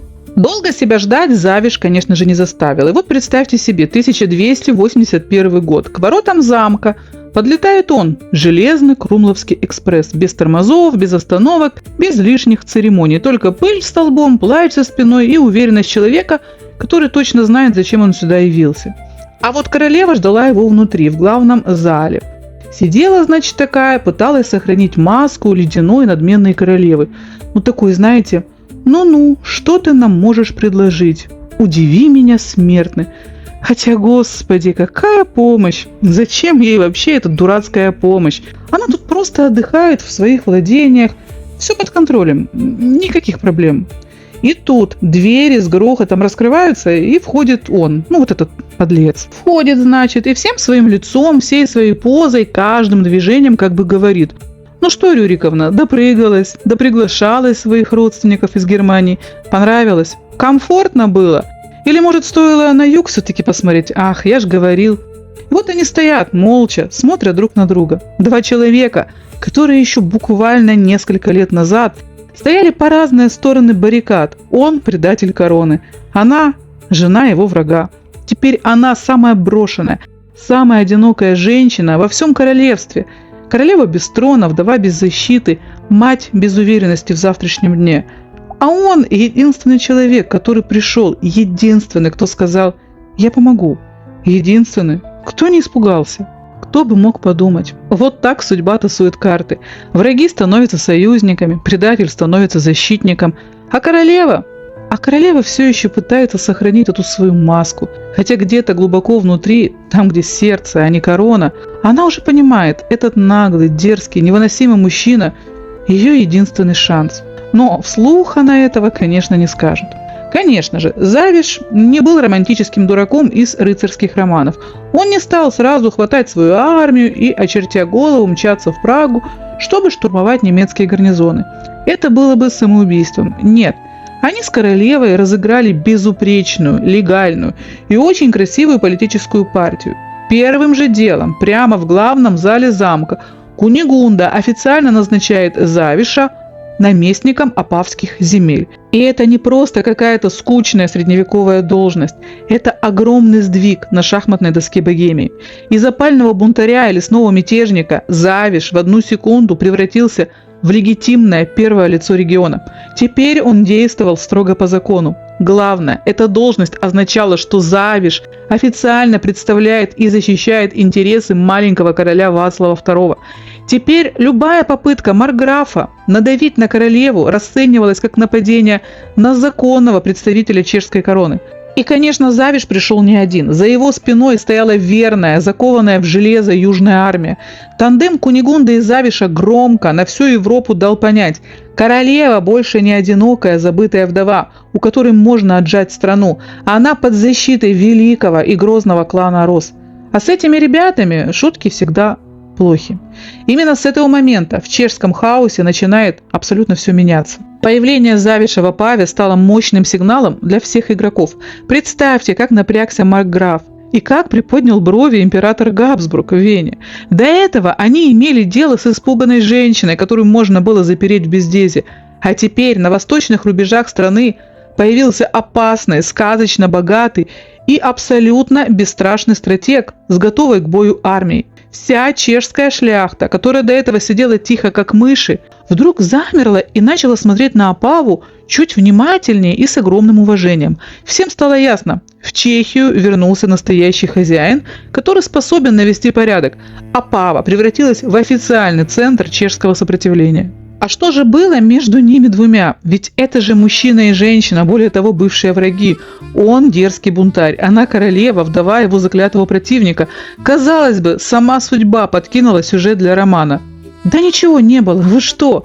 Она же королева, она льдина, она твердыня, неприступная крепость в короне. Чтоб она и посмотрела на какого-то там врага, пусть и бывшего, пусть теперь и союзника, пусть единственного, кто пришел на помощь. Нет, конечно, она слишком гордая для этого, она слишком Рюриковна. А он, не смешите его доспехи, он сюда не романы крутить приехал. Он приехал королевство защищать и точка. А она, Рюриковна, этим все сказано. Да я вас умоляю, у них на юге женщины, знаете какие? Намного лучше. Намного, неважно. В общем, не о чем тут говорить. Только вот начались странности. Сначала это были взгляды, случайные, быстрые. Она смотрит чуть дольше, чем положено королеве. Он отвечает чуть мягче, чем подобает бунтарю. Но это ничего, показалось. Потом деловые встречи. Уж слишком часто они запирались вдвоем в одной комнате. Для обсуждения стратегических планов, разумеется. Исключительно. А то, что эти планы затягивались до полуночи, так политика, друзья мои, дело сложное. Не все можно быстро решить. Тут надо обсудить, там подумать, здесь карту разложить, но ничего более. Потом по стране поползли слухи. Сначала тихие, как шелест мыши под половицей. Потом все громче и громче. Мол, королева этот, вы понимаете, из Фалькенштейна. Но нет, это все слухи. Господи, не верьте слухам. Мало ли что болтают. Люди всегда болтают. Особенно, когда королева вдруг расцвела, а бунтарь перестал хмурить брови. А в 1262 году у этой исключительно деловой, политической и стратегической пары родился сын. Мальчика назвали Ян, а для своих по-домашнему ласково Ешек. Сын предателя и королевы, сын дерзости и гордости, сын бывших врагов, ставших, вы понимаете. И вот тут уже никакая твердыня не спасет, никакая маска ледяной королевы не поможет. Потому что когда у вас на руках маленький ящик, а рядом стоит человек, который прошел через все, чтобы быть с вами, тут уж, знаете ли, не до притворства. И тут, конечно, когда вы сопоставите официальные даты, переезд Завиша в Опаву в 1281 году и рождение маленького Ешика в 1282, у любого человека, который умеет считать и знает, сколько месяцев длится человеческая беременность, возникнет один очень пикантный вопрос. А как быстро, собственно, они стали слишком уж близкими деловыми партнерами? Успели ли они вообще хотя бы чаю попить с дороги и обсудить погоду? Друзья мои, может, чаю они, кстати, попить и успели, но сразу после этого они с головой ушли в такое бурное и глубокое изучение стратегических карт Чехии, что фасад неприступной королевы осыпался практически в первую же неделю. И знаете что? Мы за это обсуждать их точно не будем. Давайте просто посмотрим на ситуацию. Они оба абсолютно свободные люди. Кунигунда – молодая вдова. Завиш – молодой свободный вдовец. Они оба красивые, полны сил и амбиций. И главное, в самый страшный и критический момент ее жизни, когда пражские лорды трусливо забились под плинтус, он единственный, кто не побоялся прийти, защитить и подставить свое железное плечо. Ну, если мы с вами их понимаем, то средневековое чешское общество от такой скорости, мягко говоря, забилось в конвульсиях. Ханжи, моралисты и завистники устроили им форменную травлю. Слухи, грязные сплетни, анонимные доносы летели по всей стране со скоростью лесного пожара. Пражские паны брызгали слюной от возмущения. Посмотрите на нее, спуталась с государственным изменником, родила от бунтаря. Но знаете, что самое прекрасное в этой истории? Завишу и Кунигунде было абсолютно, глубоко и искренне плевать на чужое мнение. Сделать с этой влюбленной парой шляхта не могла ровно ничего, абсолютно ничего. И вот почему.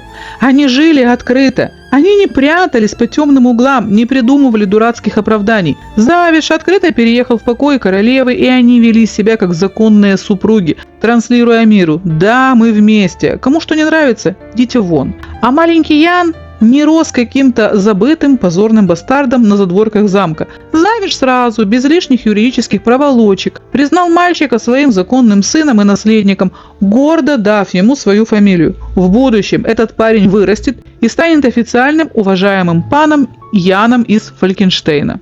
Ну и главный козырь. У них в руках была идеальная формула силы. У Кунигунды железная королевская легитимность, а у Завиша огромная, сытая, преданная лично ему армия роз, которая по первому щелчку пальцев могла начистить физиономию любому диванному критику в Чехии.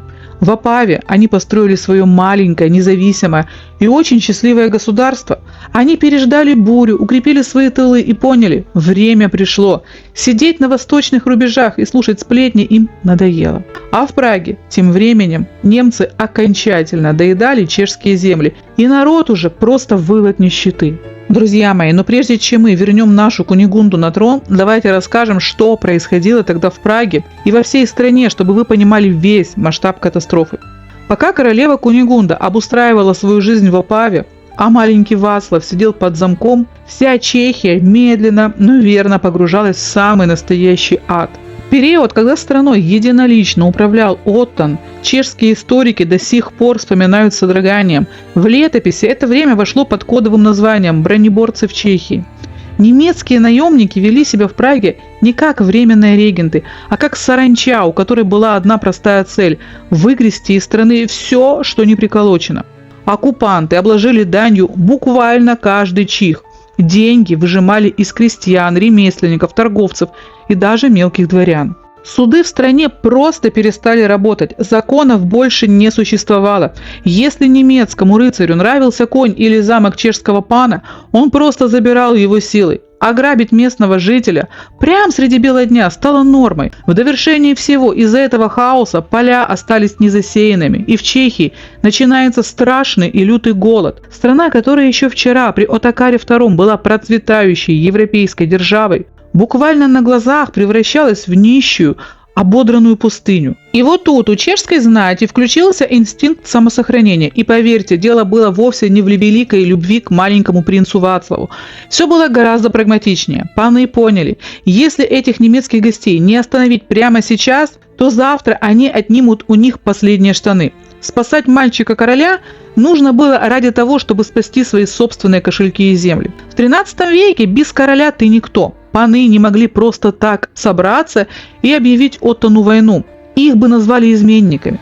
Им позарез нужен был живой, законный монарх в Пражском граде.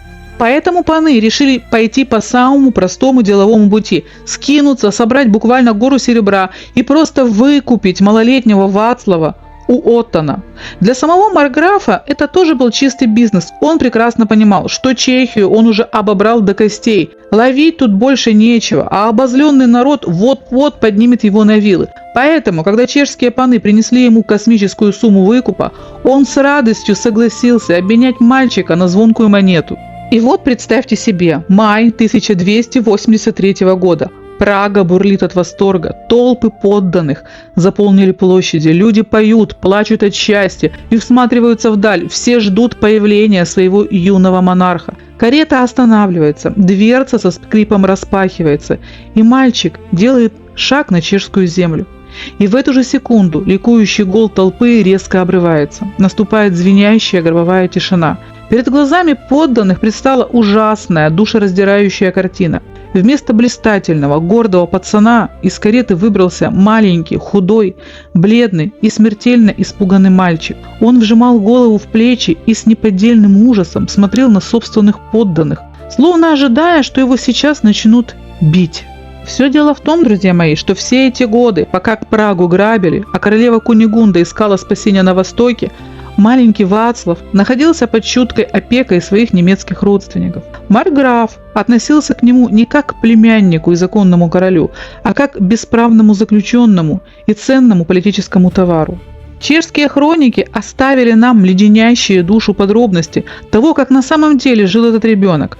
Его держали впроголодь. Сына одного из самых богатых королей Европы кормили самыми дешевыми объедками.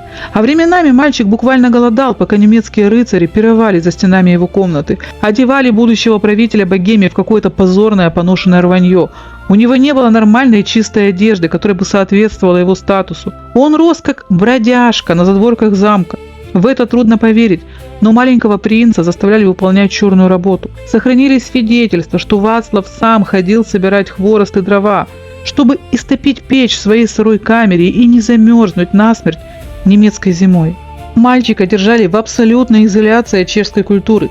Ему запрещали говорить на родном языке, его постоянно запугивали, внушая, что в Чехии его вообще никто не ждет, его там все ненавидят. В Прагу вернулся глубоко травмированный ребенок со сломанной психикой. Из-за вечного голода его рост замедлился, он выглядел гораздо младше своих 11 лет. Постоянный страх перед тюремщиками наградил Вацлава кучей фобий на всю оставшуюся жизнь. Он до паники боялся темноты, грома, резких звуков и обычных кошек. Пражские паны смотрели на этого несчастного мальчика и понимали, перед ними сидит король, который физически и ментально не способен править страной. Он не умеет держать меч, он не знает законов, он боится собственной тени. Маленький Вацлав остался один на один со своей травмой в холодном Пражском граде. Ему позарез нужен был хоть кто-то родной, кто-то, кто сможет его защитить, обнять и согреть. И вот в этот самый момент на чешскую сцену наконец-то возвращается его мать. Но, друзья мои, тут важно уточнить. Завиш благоразумно остался на юге полировать доспехи и ждать сигнала. А Кунигунда въехала в Прагу одна, исключительно как легитимная любящая королева-мать. Народ встретил ее бурным ликованием. Для уставших от немецкого беспредела чехов возвращение Кунигунды означало одно – стабильность возвращается. Старые добрые времена Оттокара II снова здесь. Жизнь налаживается. Но самое главное происходило, конечно, за закрытыми дверями дворца. Встреча матери и сына – это была чистая, неподдельная человеческая драма, без всякой политики. Маленький Вацлав, который все эти годы рос в страхе, холоде и изоляции, просто бросился к ней на шею. Он цеплялся за нее, как за спасательный круг. Кунигунда окружила его такой лаской и заботой, какую мальчик не видел с самого детства. Ребенок полностью ей доверился. И королева поняла, ее тыл в Праге теперь абсолютно надежен. А дальше началась тонкая классическая женская дипломатия. Кунигунда выждала идеальную паузу, дала сыну окончательно прийти в себя, а затем начала аккуратно, шаг за шагом, вводить в картину мира юного монарха своего любимого мужчину. Мама каждый день ненавязчиво рассказывала испуганному мальчику, что на юге есть один удивительный, очень сильный и невероятно храбрый рыцарь, что именно он, пан Завиш, защищал ее на востоке от врагов и что он единственный, кто по-настоящему предан их королевской семье. Травмированному Вацлаву, у которого никогда не было нормальной отцовской фигуры, родной отец вечно воевал, а потом вообще погиб. Безумно нужен был сильный защитник, кто-то большой, умный и грозный, кто придет и разгонит все его детские страхи. В итоге Кунигунда так красиво и сочно расписала достоинства своего крумловского героя, что маленький король сам лично с горящими глазами попросил: «Мама, а давай позовем этого пана к нам в Прагу. Пусть он приедет и поможет нам управлять страной». Кунигунда победно улыбнулась. Официальное законное приглашение от короля было у нее в кармане. Она тут же отправляет гонца на юг. Получив эту весточку, Завиш довольно усмехнулся, скомандовал своим суровым парням по коням и триумфально выдвинулся в Прагу. Друзья мои, давайте не будем тратить лишний хронометраж на долгие бюрократические описания и разложим этот пражский расклад сил максимально просто и понятно. В тронном зале Пражского града сложился уникальный, очень мощный и, честно говоря, абсолютно невиданный для Богемии правящий треугольник. Настоящая семейная идиллия, помноженная на жесткую геополитику. 11-летний, а чуть позже 12-летний мальчик официально носил корону, сидел на высоком троне и подписывал указы. Но фактически этот ребенок полностью, на все 100% зависел от матери. Ментально и физически руководить страной после немецкого плена он просто не мог. Без маминого одобрения Вацлав не делал ни единого шага. Кунигунда была королевой-матерью и главным опекуном юного монарха. По сути, вся официальная власть в стране принадлежала только ей. Ее слово было абсолютным законом для сына, и именно она направляла всю государственную политику. А вот кем же был наш Завиш? Его назначили на важнейшую государственную должность высшим бургграфом Праги. Это что-то вроде премьер-министра. И еще он был, конечно же, главным наставником молодого короля. Представьте себе эту картину, друзья мои. Идет официальный королевский прием. На троне сидит худенький Вацлав II. Рядом, на правах любящей матери, величественно восседает Кунигунда. А прямо за плечом маленького короля, лениво оперевшись на эфес огромного меча, стоит Завиш.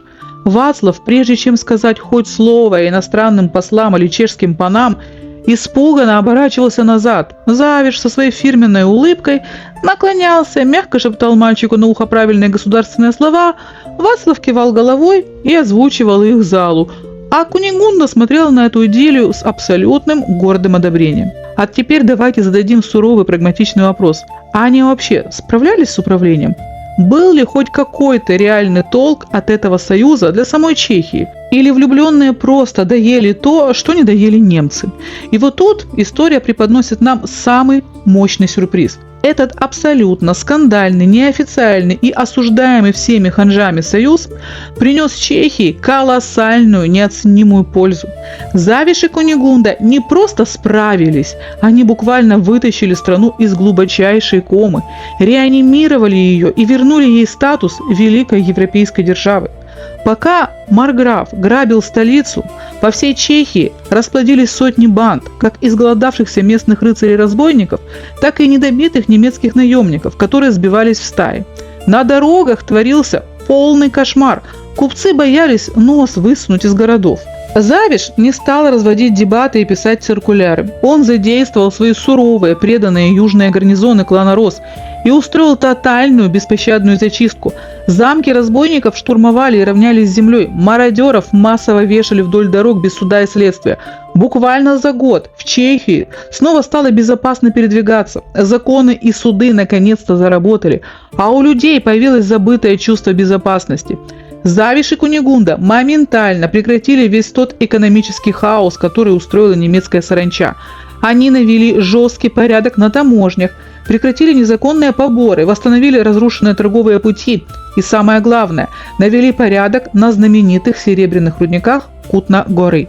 Чеканка легендарного пражского гроша возобновилась в полном объеме, торговля ожила, деньги перестали караванами уплывать в Германию и начали оседать в чешской казне. Страна стала стремительно богатеть. Из нищей, ободранной, оккупированной провинции, о которой еще вчера все соседи вытирали ноги, Чехия при Завише и Кунигунде снова превратилась в грозного и уважаемого игрока. С пражским двором опять начали искать дружбы вчерашние враги. Даже грозный император Рудольф Габсбург, глядя из Вены на то, как они железной рукой навели порядок в Богемии, понял, с этой парочкой лучше договариваться и дружить, воевать с ними не надо. Понимаете всю иронию этой исторической картины? Пражские паны могли сколько угодно брызгать слюной от зависти. Пасынок Микулаш мог кричать обидные слова, а архиепископ и креститься при упоминании этой пары. Но простому чешскому народу, крестьянам, ремесленникам, купцам было абсолютно плевать на их постельные дела. Люди буквально молились на этот союз, потому что Завиш и Кунигунда дали измученной Чехии то, чего у нее не было много лет – мир, сытость, стабильность и уверенность в завтрашнем дне. Ну и главное, хотел ли Завиш жениться на своей Кунигунде? Ну, конечно же, хотел. Еще как хотел. Давайте не забывать, что Кунигунда, по сути, уже давно была его женой. Они жили открыто, делили одну постель, вместе управляли страной, и у них подрастал общий любимый сын Ешек. Но все упиралось в одно железное, негласное правило большой политики того времени.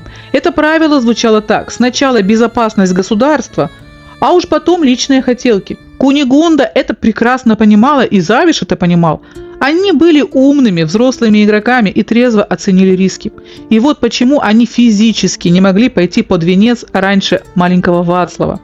Женитьба короля Вацлава на дочке императора Гуте была главным условием того, что Чехию вообще оставят в покое. Это был жирный, железобетонный мирный договор между Прагой и Веной. Император Рудольф Габсбург согласился отдать свою дочь за Вацлава только при одном условии – Богемия будет тихой, послушной и предсказуемой страной со стабильной монархией. А если бы император психанул и отменил свадьбу, это значило бы только одно – новая война. На разоренную Чехию опять пошли бы австрийские войска, и от страны вообще ничего бы не осталось. Они осознанно отложили свои кольца в долгий ящик ради того, чтобы спасти корону для Вацлава и не притащить в Чехию новую войну. Это был чистый, холодный расчет. Сначала женится король, а уж потом его счастливая мама. И вот представьте себе эту картину. Январь 1285 года. На улице суровая зима, но в приграничном городе Хеп невероятно жарко. Там, наконец-то, гремит, сверкает и ломится от угощений роскошная официальная свадьба. 13-летний чешский король Вацлав II официально женился на своей суженой Гуте Габсбургской. Для Богемии это был выдох колоссального облегчения. Все, друзья мои, главная геополитическая сделка века закрыта. Мальчик-король пристроен, у него теперь есть официальная законная супруга и будущая королева Чехии. А между Прагой и Веной наконец-то подписан железный мир. И вот только теперь, когда государственные обязанности выполнены на все 100%, а корона Вацлава намертво зафиксирована авторитетом Священной Римской империи, наступает тот самый долгожданный момент. У Кунигунды и Завиша наконец-то развязаны руки. Наступает время для их собственного личного триумфа, к которому они шли через тюрьмы, погони и годы ожидания. И вот после долгой суровой зимы в Чехию наконец-то пришла прекрасная цветущая весна. Май 1285 года. Время для самого громкого, страстного и долгожданного праздника во всей средневековой истории Чехии. Были ли они влюблены друг в друга? Друзья мои, это даже не обсуждается. Если в Опаве все начиналось как тайная искра между дерзким плохим парнем и ледяной королевой, то к 1285 году это был настоящий ослепительный пожар. Все выжившие хроники и свидетельства, даже те летописцы, которые люто ненавидели Завиша за его прошлое, сквозь зубы признавали, эти двое любили друг друга до безумия. Это был редчайший для 13 века случай, когда союз на самом верху заключался не по указке дипломатов, а по всепоглощающей дикой и искренней страсти. Свадьбу сыграли с поистине королевским оглушительным размахом. Завиш не был бы собой, если бы не устроил скромное венчание на задворках. Нет, если уж крумловский лев берет в жены королеву, об этом должен трубить весь мир. Празднования гремели в самом сердце страны, в Пражском граде. Столица буквально утопала в майской зелени, цветах и дорогих коврах. Над башнями королевского замка, прямо рядом с официальными чешскими львами, гордо и лениво развивались личные флаги Завиша, те самые знаменитые крумловские розы. Столы ломились от заморских вин, фазанов и сладостей. Для простого народа на площадях Праги бесконечной рекой выкатывали бочки с пивом, жарили целых быков, рыцарские турниры не утихали несколько дней подряд. В этот майский день они были не просто правителями государства, они были невероятно счастливой семьей. Семьей, которая наперекор всему миру, вопреки тюрьмам, погоням, немецким оккупантам и лютой зависти чешских панов доказала, их любовь сильнее любых средневековых догм. Завиш нежно надел кольцо на пальчик своей Кунигунды.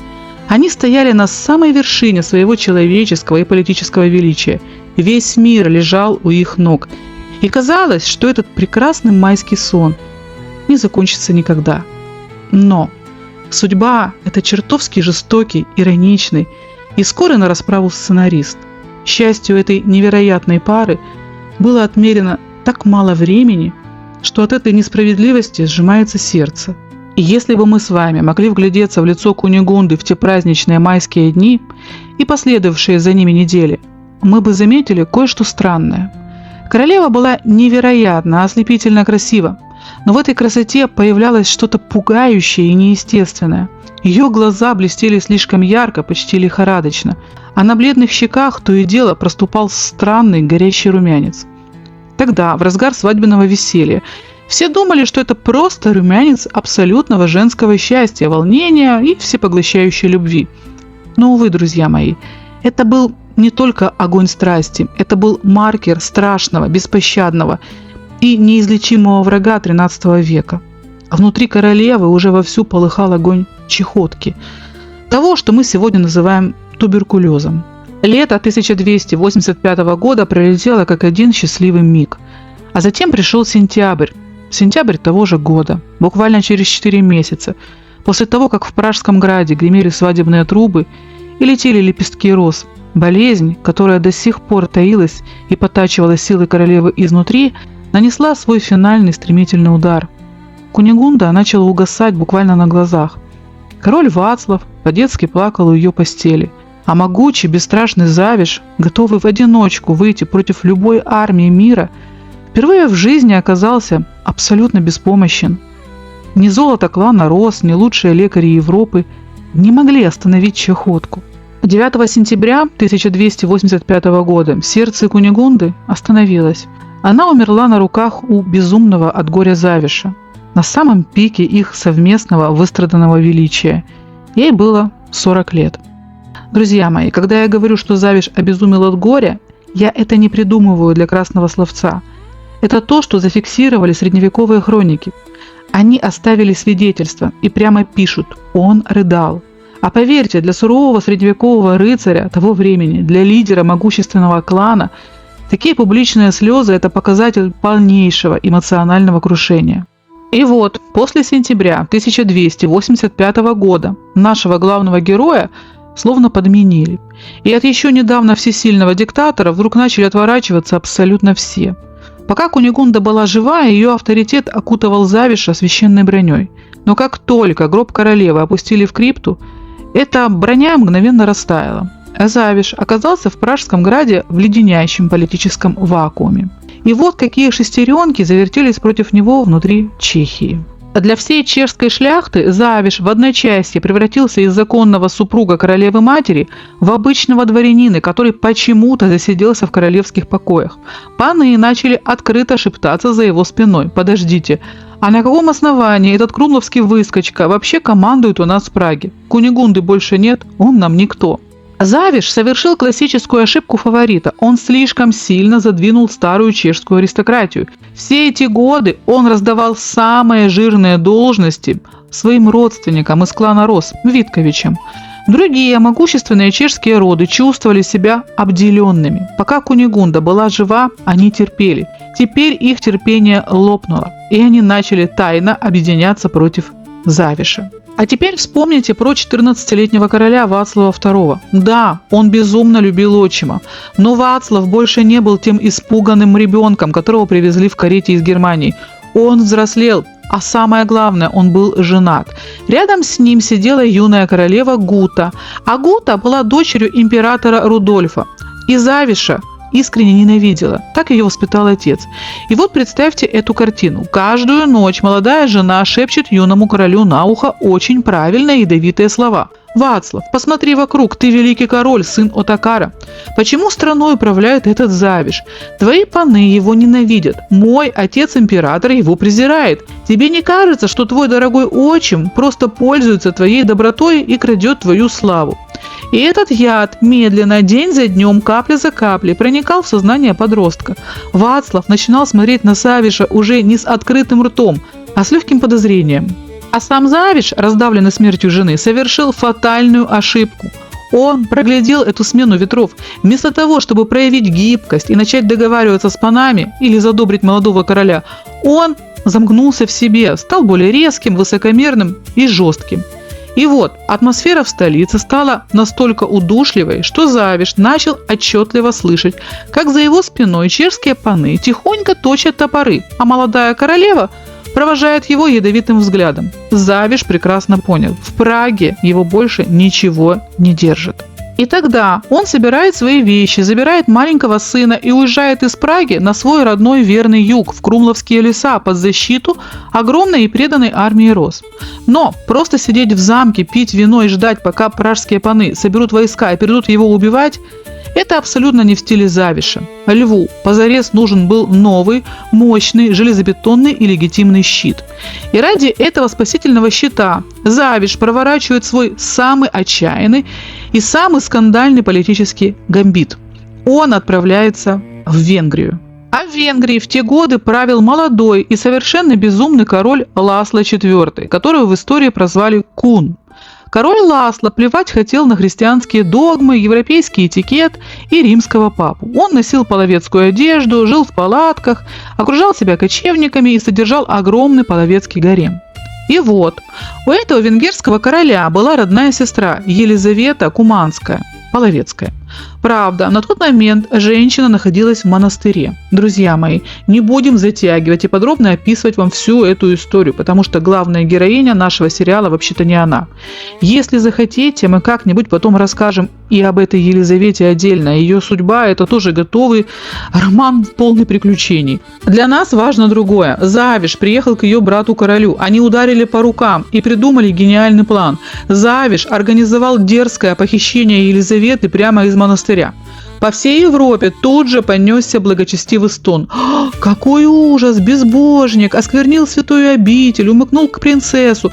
Но, друзья мои, никто, конечно, силой не похищал Елизавету. Она сама с радостью вышла к Завишу навстречу, подхватила юбки и побежала к карете, сверкая пятками. Это абсолютно точно. Ей просто безумно надоело сидеть в монастыре. Они сыграли свадьбу, и Завиш снова вернул себе статус неприкосновенного. Теперь он стал официальным зятем венгерского короля.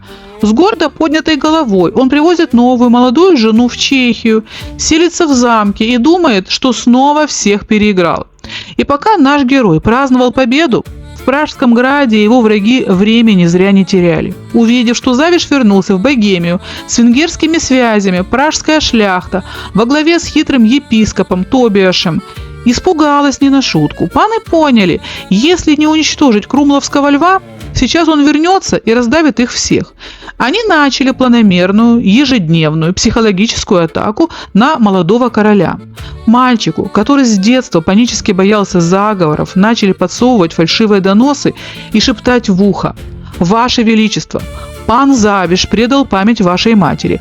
Он привез половецкую жену и с помощью венгров хочет захватить Прагу. Он готовит переворот, чтобы убить вас, а на трон посадить Ешика». И этот яд сработал. Вчерашняя слепая любовь Вацлава к отчиму под воздействием страха превратилась в ненависть. Было принято решение: Завиш должен умереть. Но идти войной на его замке паны побоялись. Армия Рос разнесла бы королевские войска в щепки. Силой Завиша было не взять. И тогда пражские лорды решают пойти по пути самой подлой, мерзкой и иезуитской хитрости. Они начинают конструировать идеальную ловушку. В январе 1289 года король Вацлав II отправляет отчиму письмо. Предлог был самым святым и благовидным. У короля родился первенец, и Вацлав умолял своего дорогого пана Завиша приехать в Прагу, чтобы стать почетным гостем на крестинах. Завиш, который, несмотря на всю свою жестокость, искренне любил Вацлава как сына, поверил мальчику. Он приехал в Пражский град всего с небольшой личной свитой. Едва Крумловский лев перешагнул порог королевских покоев, двери захлопнулись. Завиша заковали в тяжелые кандалы и бросили в сырое темное подземелье. Больше года его держали в тюрьме, требуя, чтобы его родственники из клана Рос вернули короне все замки и земли. Но южные рыцари стояли насмерть. Тогда летом 1290 года заклятый враг Завиша Микулаш Опавский, Коленька, помните его с нашей первой серии? Так вот, этот Микулаш придумывает жуткую карательную экспедицию.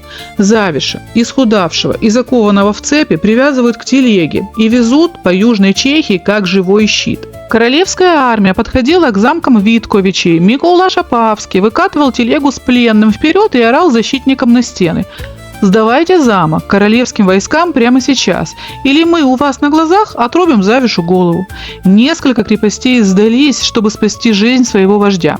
И вот в августе 1290 года эта страшная процессия подходит к замку Фрауенбург. А в этом замке в тот момент забаррикадировался родной брат Завиши, Витек из Крумлова. Микулаш Опавский снова выкатывает телегу, приставляет топор к шее Завиша и кричит: «Витек, сдавай крепость, или твоему брату конец». Но брат Витек посчитал, что королевские паны просто блефуют. В средневековье казнить дворянина такого уровня без официального всеобщего суда было неслыханным делом. Витек решил, что Микулаш не посмеет пойти на такое преступление, и наотрез отказался открывать ворота. И это была роковая ошибка. Микулашу только это и было нужно. 24 августа 1290 года прямо на зеленом лугу у подножия замка была установлена плаха. Чтобы максимально унизить крумловского льва, чешские паны лишили его права на благородную рыцарскую смерть – казнь мечом. По свидетельству хроник, Завиша обезглавили с помощью острой деревянной доски – пркнем. Это была мучительная, позорная по задумке врагов, но принятая Завишем с абсолютным мужским достоинством казнь. Крумловский лев погиб так же гордо, как и жил. Друзья мои, а теперь давайте я вам расскажу о том месте, где погиб вдовец нашей Кунигунды и отец ее сына. Все, кто хоть раз бывал в Чехии или просто планировал туда поездку, даже если вы не доехали туда лично, вы 100% знаете, о чем я говорю, и видели этот замок на открытках. Итак, давайте посмотрим, что было дальше с этим замком. Годы шли, века сменяли друг друга. Замок очень часто менялся, видоизменялся, перестраивался и постоянно менял своих высокопоставленных хозяев. И вот, в XIX веке замок полностью перестроили и подарили ему ту самую сказочную внешность. Сегодня это один из самых красивейших замков Чехии, который называется глубоко над Влтавой. Белый, воздушный, прекрасный замок, который кажется сотканным из кружева. Именно на этой земле, на бархатном зеленом лугу, где сегодня делают красивейшие фотографии восторженные туристы, когда-то и был казнен Завиш из Фалькенштейна. Именно здесь оборвалась жизнь этого крумловского льва. В общем, если будете когда-нибудь гулять возле замка глубоко над Влтавой, обязательно вспомните этого дерзкого, отчаянного парня, который умел так неистово любить и так высоко взлетать.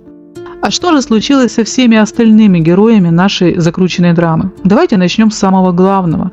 С мальчика короля Вацлава II. Несмотря на тяжелые детские травмы, вечный страх и фобии, Вацлав II вырос на удивление мощного, умного и очень успешного правителя. Он правил Чехией более 20 лет и превратил страну в настоящую финансовую и политическую империю. Он даже умудрился надеть на себя корону Польши. С личной жизнью у потомка нашей Кунигунды все было более чем насыщенно. Его первая жена Гута родила ему 10 детей, но, к сожалению, ее организм не выдержал таких частых родов, и в 1297 году она умерла. Вацлав недолго горевал в одиночестве и женился во второй раз на прекрасной польской принцессе Эльжбете Рыкси.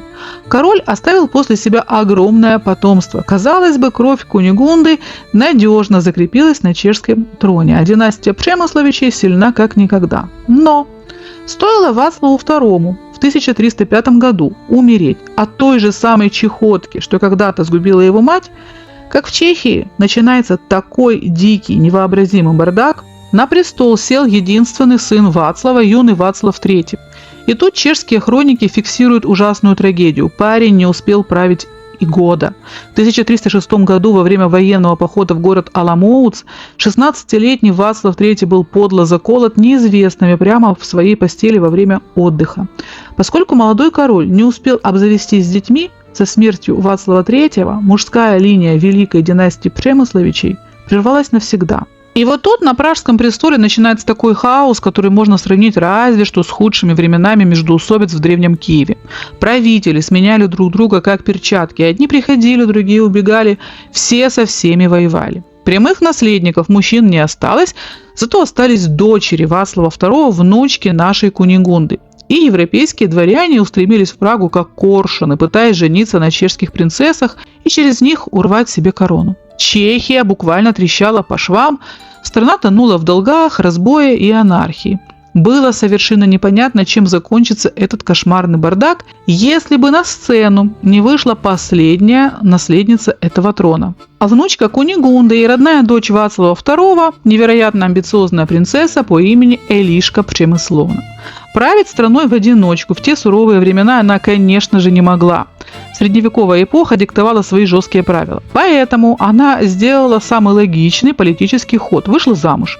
Ее избранником стал молодой, амбициозный, наглый и невероятно дерзкий европейский принц Ян Люксембургский. Будем честны, друзья мои, этот семейный союз был просто отвратительным. Никакой любви между супругами не случилось, никаких хороших, теплых отношений не было и в помине. Но для мировой истории важно совершенно другое. Вопреки всем скандалам, именно Элишка родила от Яна Люксембургского сына. Мальчика по старой чешской традиции назвали Вацлавом, но в историю ему суждено было войти под совершенно другим бессмертным именем. Все вы его прекрасно знаете, это Карл IV, родной правнук нашей главной героини, королевы Кунигунды. Помните, в самом начале нашего сериала мы с вами говорили, когда молодая Кунигунда впервые приехала в Прагу, в этой столице не было ни знаменитого Карлова моста, который сегодня штурмуют миллионы туристов, ни старейшего Карлова университета, гордости европейского образования. В окрестностях Праги не высился величественный замок Карлштейн, а на западе страны никто и знать не знал про целебные источники курорта Карловы Вары. Так вот, с приходом ее правнука все это великолепие наконец-то появится на карте. Именно Карлу IV суждено было стать величайшим правителем Чехии, превзойти и переплюнуть которого до сих пор не удалось абсолютно никому, а также величайшим императором Священной Римской империи. Этот легендарный человек, титан своей эпохи, носил в себе ту самую кровь нашей Кунигунды. И да, я знаю, многие скептики любят поворчать в комментариях: «Ой, да ладно вам, какая разница, там от той черниговской крови к правнуку досталась лишь только капелька». Друзья мои, да какая разница, сколько процентов досталось? Главное, текла. Факт остается фактом. И генетическая память никуда не девается. Но если вы думаете, что на Карле IV великое наследие Кунигунды остановилось, то вы сильно ошибаетесь. Помимо будущего императора, у Элишки и Яна родились и другие дети. Одна из дочерей, принцесса Бонна, Юта Люксембургская, уехала во Францию и вышла замуж за престолонаследника, ставшего впоследствии королем Иоанном II Добрым. Бонна Люксембургская не просто вошла в высший французский свет, она стала матерью французских королей, включая знаменитого Карла V Мудрого. А теперь давайте вернемся к маленькому мальчику Яну, сыну Завиша и Кунигунды. Когда в августе 1290 года у стен замка его отцу отрубили голову, Ешек был совсем ребенком. Мама умерла, отца казнили, а сам он оказался в роли ходячей политической бомбы. Для пражских панов этот мальчик был смертельно опасен. В любой момент южные бунтари могли поднять Ешика на щит, объявить единственным законным вождем и развязать новую гражданскую войну.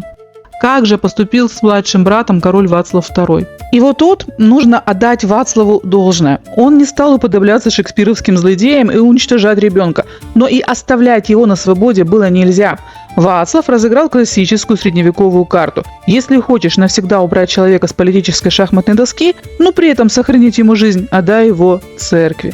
Маленького Ешика официально передали на воспитание в один из самых суровых и могущественных орденов Европы – Тевтонский орден. Для мальчика это означало две вещи. Обет безбрачия, он никогда не сможет жениться, а значит опасная линия потомков Завиша и Кунигунды прервется на нем самом. И, конечно, его автоматически выбили из любой борьбы за корону и наследство. Но если вы думаете, что сын Завиша смиренно молился в темной келье и замаливал грехи родителей, то вы плохо знаете генетику этой пары. Вместо того, чтобы сгнить в безвестности, Ешик сделал внутри Тевтонского ордена потрясающую номенклатурную карьеру.